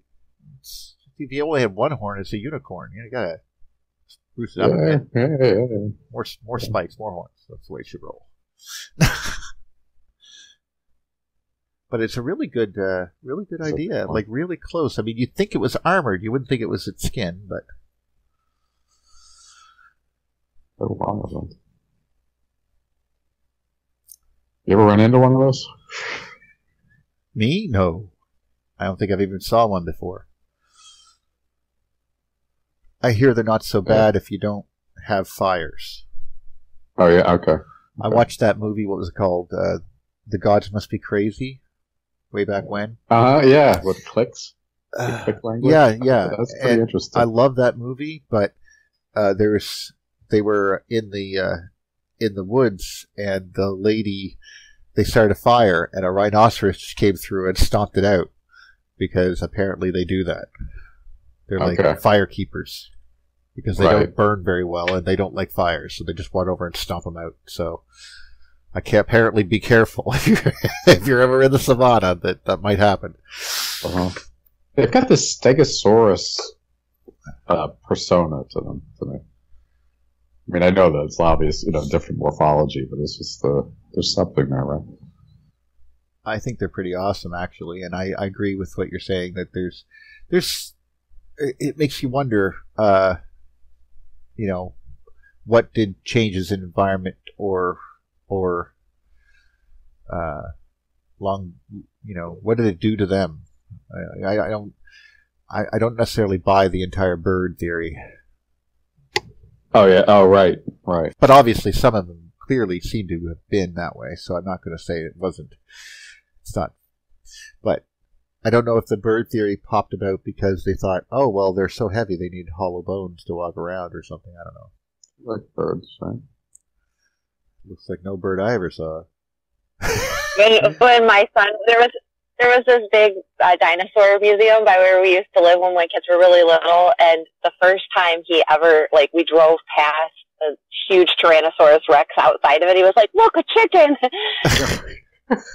So, I can see, and we were like, Hunter, is it a chicken to play with or a chicken to eat? And he was like, yeah, chickens. Oh, yeah, I get it. That's a house. Oh, it's okay. I'm just saying, just like Ito was saying, it could have been 1,000 different techniques of technology building things. I mean, some dinosaurs probably were chickens, and some were probably reptiles, or birds. But you know what I mean. Right. And some of them might have not have disappeared as long ago as we thought. There's, what was that, the Indian temple that had the dinosaur on it? The Stegosaurus, actually, now that we're looking at Stegosauruses. Stegosauri? I don't know how you'd say that. Now getting more in depth in the EU geology, is that Morrison formation and stuff, where they find them all? It's kind of interesting. Or they tend to find them, right? Yeah. I also wonder if we find, we found, I think, now one, that mummy, the dinosaur mummy from Canada is on display now.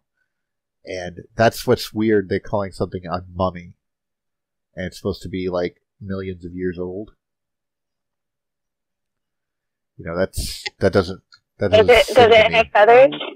No, that's it's because one of those. They found soft tissue in dinosaurs, and that's a little bit problematic. And they're going out of their way to explain how soft tissue with blood can be preserved for 140 million years, I think. Because it can't, obviously.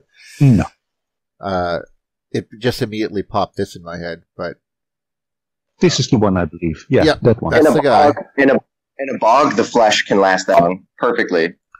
Well, not millions of years. The water will go away first, but certainly thousands. That's been shown. Yeah, definitely. I guess it depends on the climate of the bog. There's probably bogs that have been around for hundreds of thousands of years. Maybe not millions, but. Well, I mean, given the chance that water will disappear at any given time, even once the Niagara Falls stop flowing. So, if it gets exposed to air, it could start decaying. But you're right. They could last a while. I just don't know how long. So, yeah, that this Amazon rainforest is only 10,000 years old. It was savannas there before that. Cool, half deserted area, yeah. And actually people lived there before the jungle. Yes, there are cities to be found and stuff like that. Truthful. But yeah, having the guts of a dinosaur intact and claiming they're 140 million years old. And we have depictions of dinosaurs. 110, I'm sorry. We have literally depictions of dinosaurs. So maybe we should probably, but this is that's the problem. We pay no attention to the myths. It's they drew pictures of we ignore that. That doesn't count. This is why I know I'm reactive to these things, but it's so declarative, and it's you really don't know. Sorry, No, it's just that's a story. Declarative statement, In a way, I think there's a part that wants to put this stuff in the ancient past, so catastrophes are not on the brain at all anymore. Yeah, right. Put them away. We know that they happened in 535. It's not we think it is. It's yeah. We've had these destructions roll around and scare the crap of us for so long that I think it's just this is great. We just say that they happened long, long ago. I mean, wasn't it Alexander the Great that went to Petra, and he said, "What are these flying lizards?" And he described them, and you would swear he's talking about, a pterodactyl or something, or when the story about what's his name, the guy that went to China there, Marco Polo. So Marco Polo talks about the dinosaurs, or dragons, he called them, that pulled the chariot of the emperor. And there's a family that watched over these dragons. And the descriptions that he gave, this is back in the 1500s, mind you, are eerily similar to velociraptors. And I wonder if, and of course, that's people will talk about that, but he described them like that's messed up stuff. It's one dinosaur we may not want to be around, the velociraptor. They're pretty nasty in the movies, right? Well, yeah, but if they could be, if they have a dog-like mentality, maybe they were trained to do things. I mean, if they're, but I don't Give know. them some meat, they might become loyal. Yeah. Yeah, Marco Polo's account of dinosaurs. Yeah, I don't know if this is remotely real. This could be complete crap, But I mean, here he's describing it right there. Here are seen huge serpents, 10 paces in length, about 30 feet. Yep. Spans about 8 feet. The girth of the body had 4 parts near the head. They have 2 short legs, 3 claws like those of thrigers, with eyes larger than a 4-penny loaf, and very glaring. Jaws wide enough to swallow a man. Teeth are large and sharp. Not so formidable. Blah blah blah. Might be tyrannosaurs. They're a little bit big for velociraptors. There. Well, I don't know. Okay, but still, that's a dinosaur. That's what he's described. This is the 1500s. We didn't even know what they were then. And so here we have, they have drawings of them. We have depictions of them. To say that they're 140 million years old, well, yeah. I suddenly have some severe doubts. Then wipe away any contradictions that might arise, right? Could you imagine, I could just imagine some old family in the Forbidden City in China walking over and going, "Oh, don't listen to them, big guy. You're not 140 million years old, are you? No, you're not. Here, have a cow." Yeah. La Brea Conference is right down the street here, so yeah, there you go. That's apparently getting buried in a deluge of oil or whatever. Yeah. That turned to tar. So I find all of this is fascinating because I mean, you're right. Once you take out this the dating method technique that they use, once you throw that away, you are left with, well, how old were these? Well, how deep in the ground were they? Well, then you realize that their stratification things are wrong, and you include the electric geology aspects of it. You put all that together, and you realize we don't know anything. Our history, I mean, I feel circumspect over 2,000 years for sure. 4,000 years, 5,000 years. Does the electric universe or the electric view have a perspective on how oil is created in the earth if it's not fossilized fuel or fossil fuel? If it's not pureed dinosaur? Sorry, I just like the idea. I pose an opinion there, but I don't think I'll go with the Russian guy. Answer here. Yeah, I think there's a lot of us who are on the collective electric view. Yeah, no. There seems to be some sort of a abiotic aspect to it, and I think that I'd go with that before I think that there's just been so many liquefied animals and plants that we could just burn them. So I know we build synthetic oil a lot of the time and all sorts of stuff, and we know the chemical composition. Is there a way to make oil other than synthetic oils? Because then we could get closer towards the chemical composition, what it might be actually made of, other than dinosaur puree. Well, we know exactly what oil is and what it's made of, and it's a huge grouping of all kinds of chains of carbons, basically. So that would be your benzenes and your octanes and your ethylene and the whatnots, right?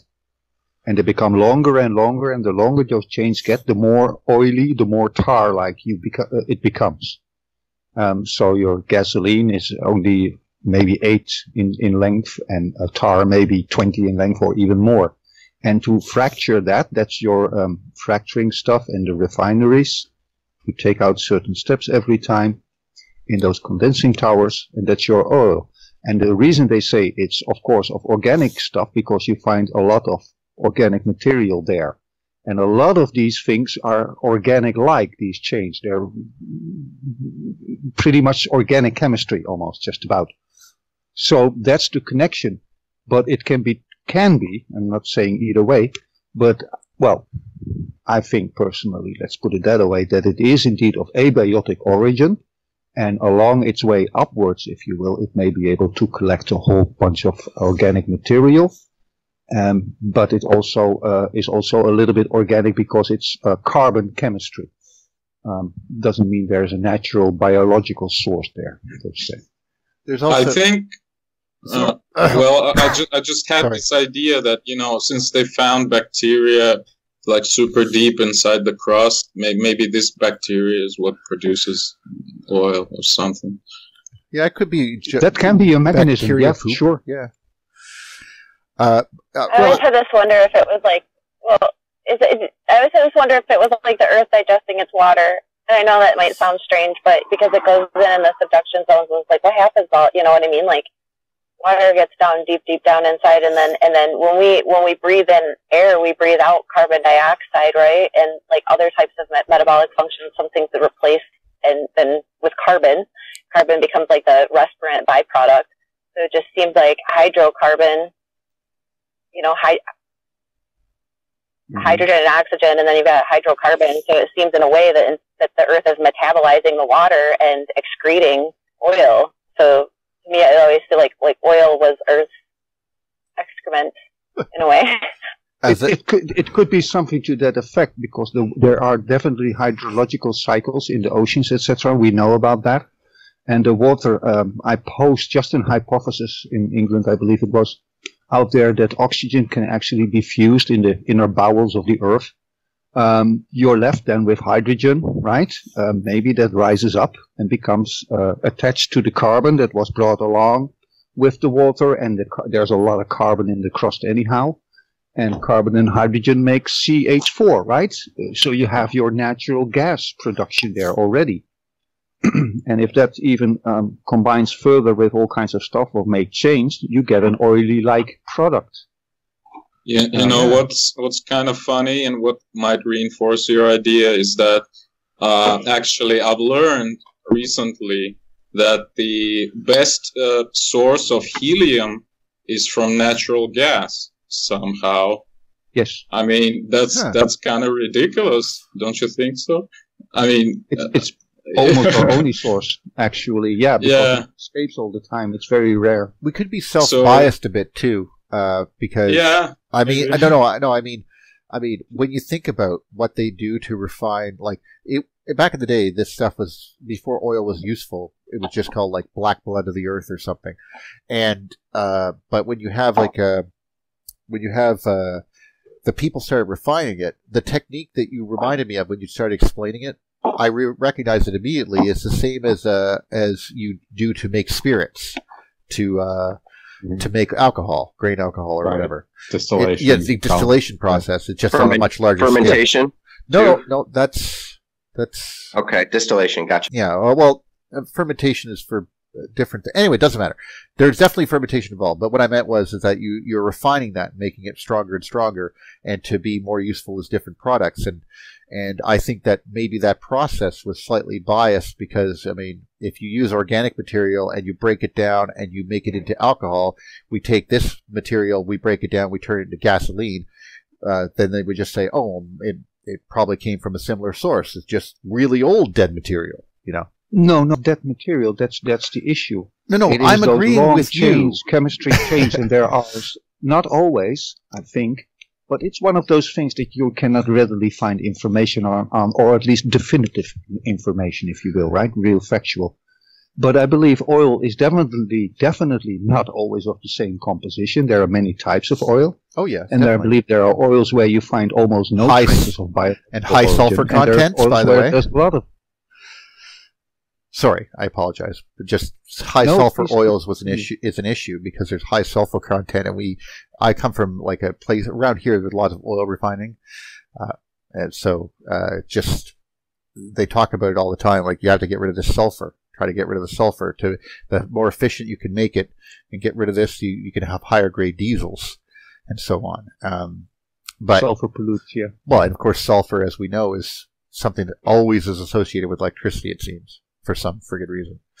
Mm-hmm. So it just, I just wondered if the technique in making it lent them to make the assumption, is what I mean, like where they jumped on it. Like a geologist was like, hey, they do the same with grain alcohol, turn it into this from this stuff. Well, this must be similar. Must have formerly been alive, this oil. And they just assumed and went along with it, like little things to verify, and away they went. But, the evidence we have is scant that it is. Right. And just ringing off these, the Indonesian volcanoes where they have high sulfur content and they get the blue flames. I love that stuff. I mean, could you imagine if you saw the whole ground covered in that stuff? Yeah, it's amazing. But I wonder if there's an electrical action happening. Well, every fire kind of is an electrical reaction, but still. The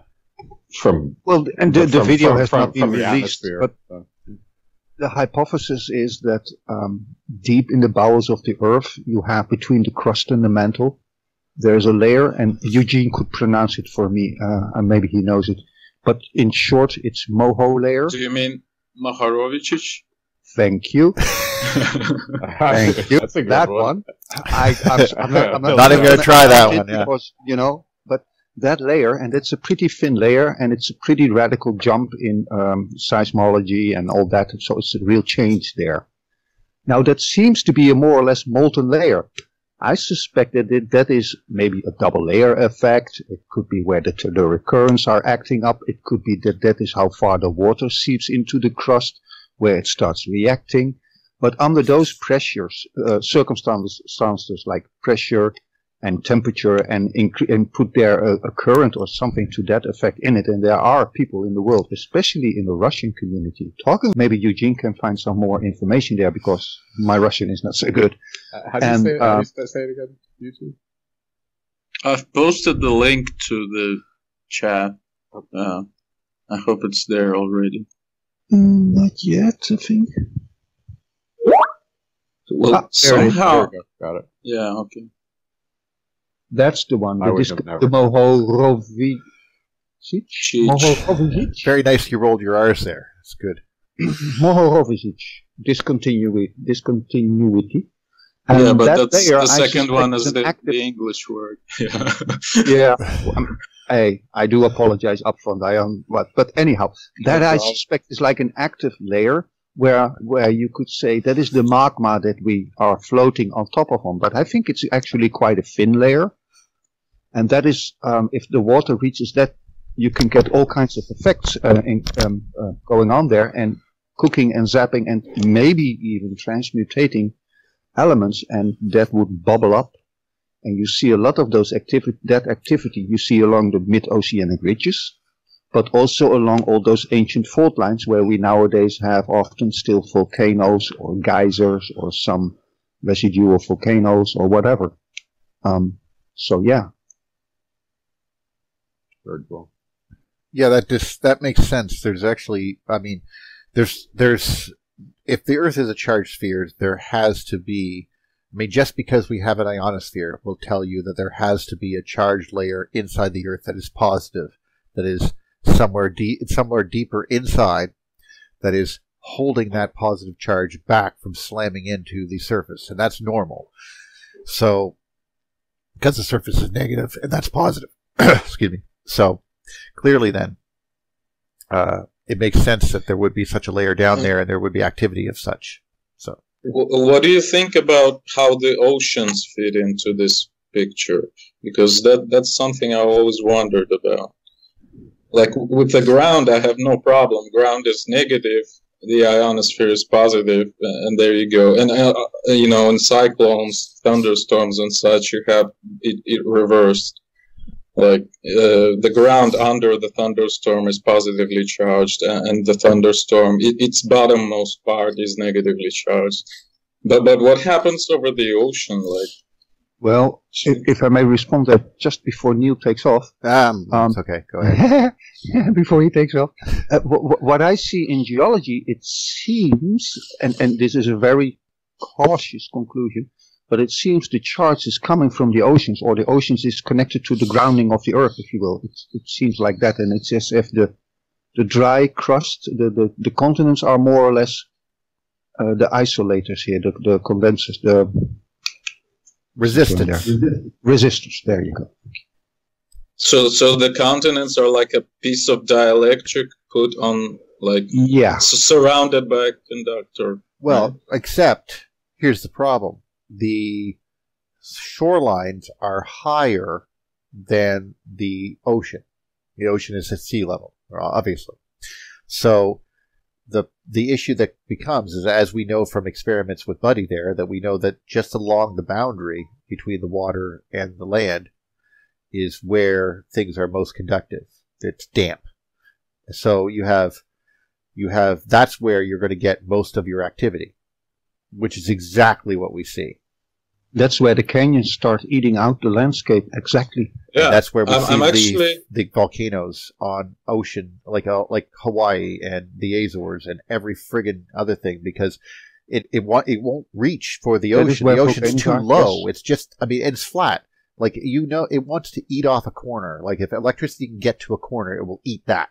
You know, that's what it wants to get at. So that's where it finds it, I think. I also wonder, you know, how much of the river, you know, undulations and tributaries and stuff is electrical. Because, I mean, if you're saying that our ocean is charged and the like continents are pieces of dielectric, and if you have a kind of a water cycle on top of all of that, you know, if the river connects to the ocean, although the water in the river is less conductive, it still should have some, you know, electric currents going upwards through the river water. So maybe it has some contribution to those, you know, dendritic patterns we see in riverbeds. Well, to start with, why are the riverbeds where they are? And I'm not talking about the low meandering things close to the ocean. I'm talking about most of the rivers in most of the world are canyon-like or very valley-like. In my mind, personally, I think most riverbeds are gorged out canyons-like structures, sometimes on a very large scale, sometimes on a very small scale, very, very narrow. That's where the rivers are. But what you can also see is that there are multiple events indeed. And sometimes they reach further inland, sometimes they reach less far inland. And you see a different layer of eating out, carving out the material. The southwest of the States is the best example that we know of. And so I would argue, including with the legends, they talk about rivers of fire, right? And the water in the oceans basically continues underneath the continents in certain layers if they are at that place present. So certain layers would conduct still underneath the crust or in between the crust. So you get even the layer that is sort of conducting.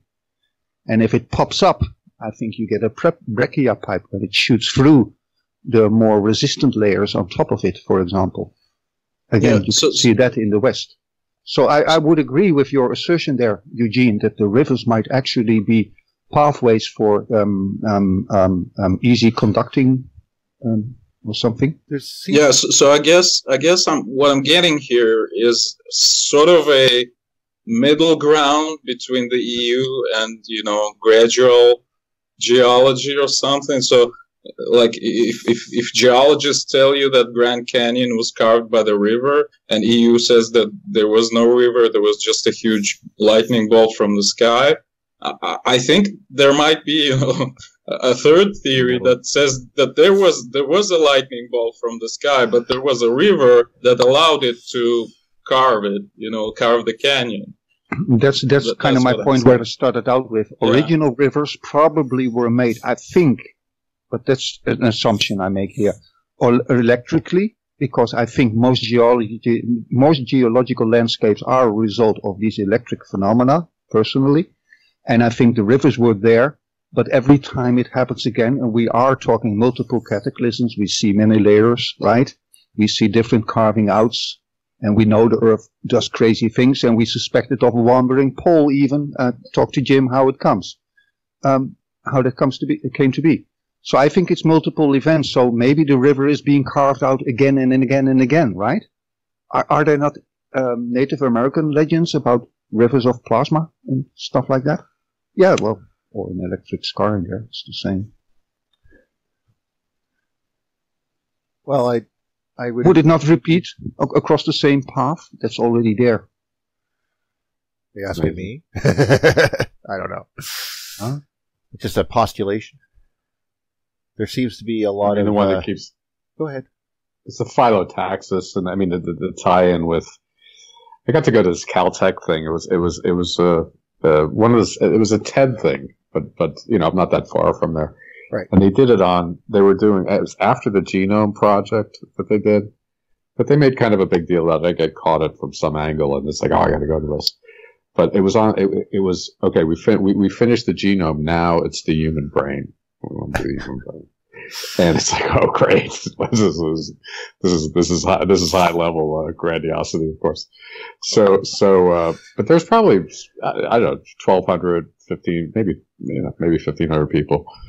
And they had all these talks of the people who were doing this thing, and they had six cadavers that they chose to do it, that they were doing very, very super thin slices. They froze all the brains in super thin slices, you know, and it was funded like they were at least pronouncing it like this is the next frontier after the genome mapping.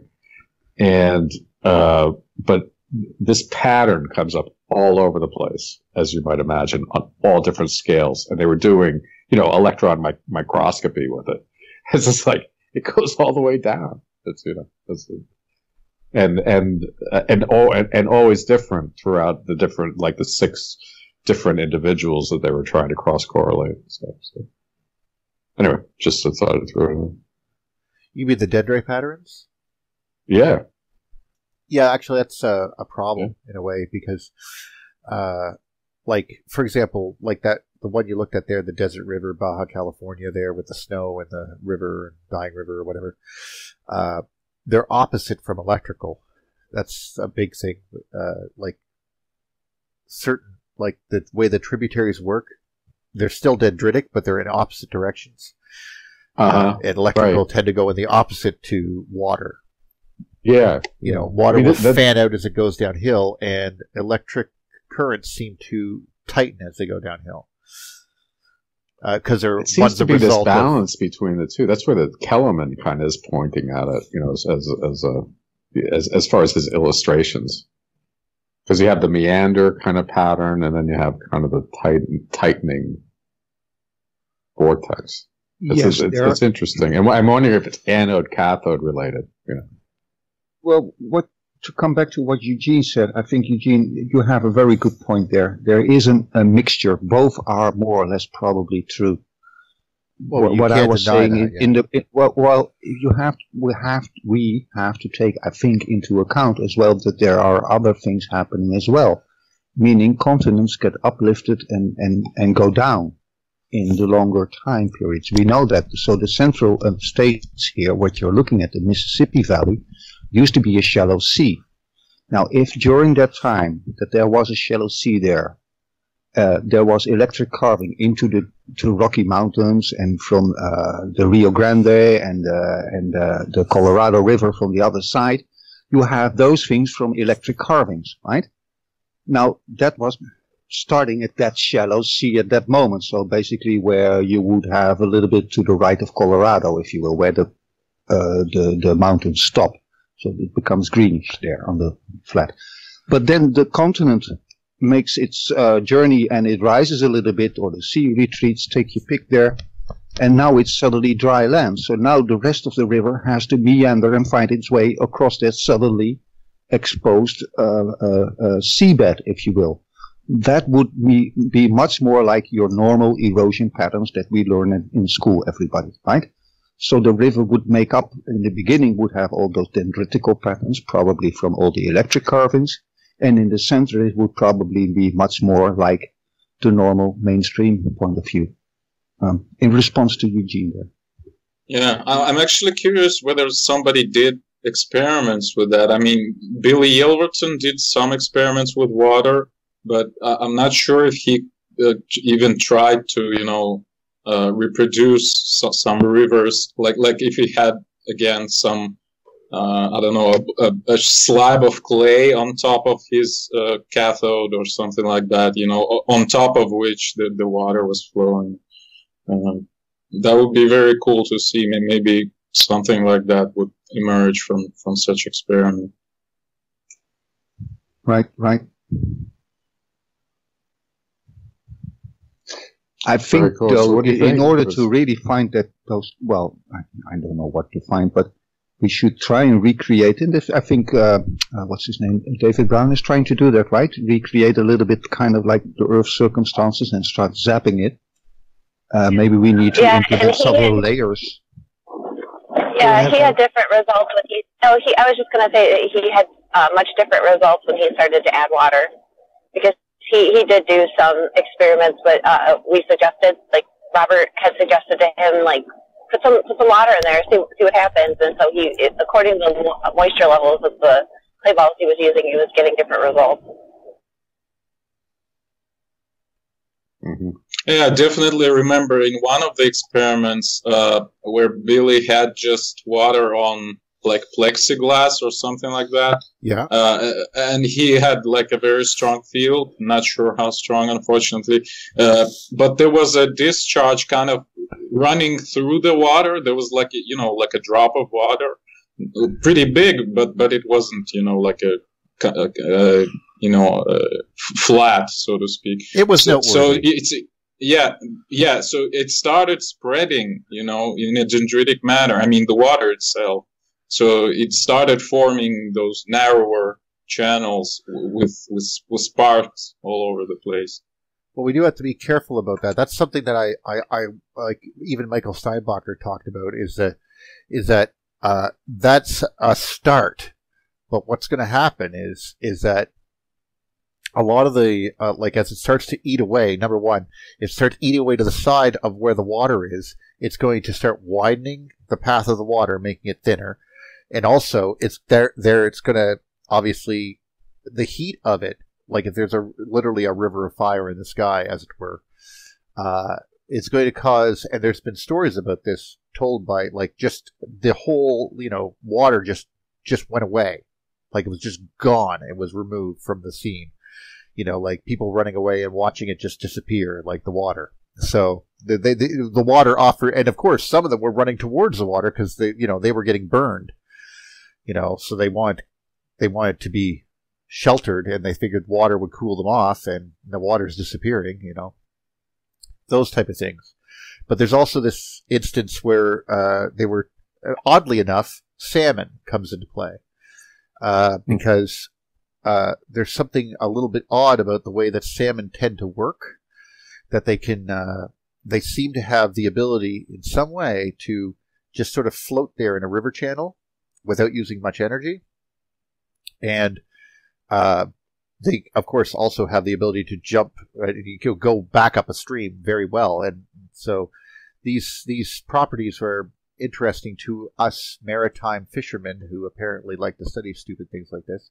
So apparently, and this is anecdotal, I don't know how true it is, he was wondering if he disturbed the water upstream, what would happen. So they were so the salmon were being filmed downstream, they were watching them, and then he went upstream, like, I don't know how many meters, and then they dumped a huge amount of cold water into the stream all at once. And immediately, the salmon were taken away by the stream. So it was like, maybe there is a polarity. Maybe they were doing something to maintain themselves. Weird things like this crossed my mind. I don't know what they were trying to prove, but that's what crossed my mind when I heard about evidence like this. The truth of it, of course, I'm sure there's not too many experiments regarding it, but I'll let you know if I come across it anyway.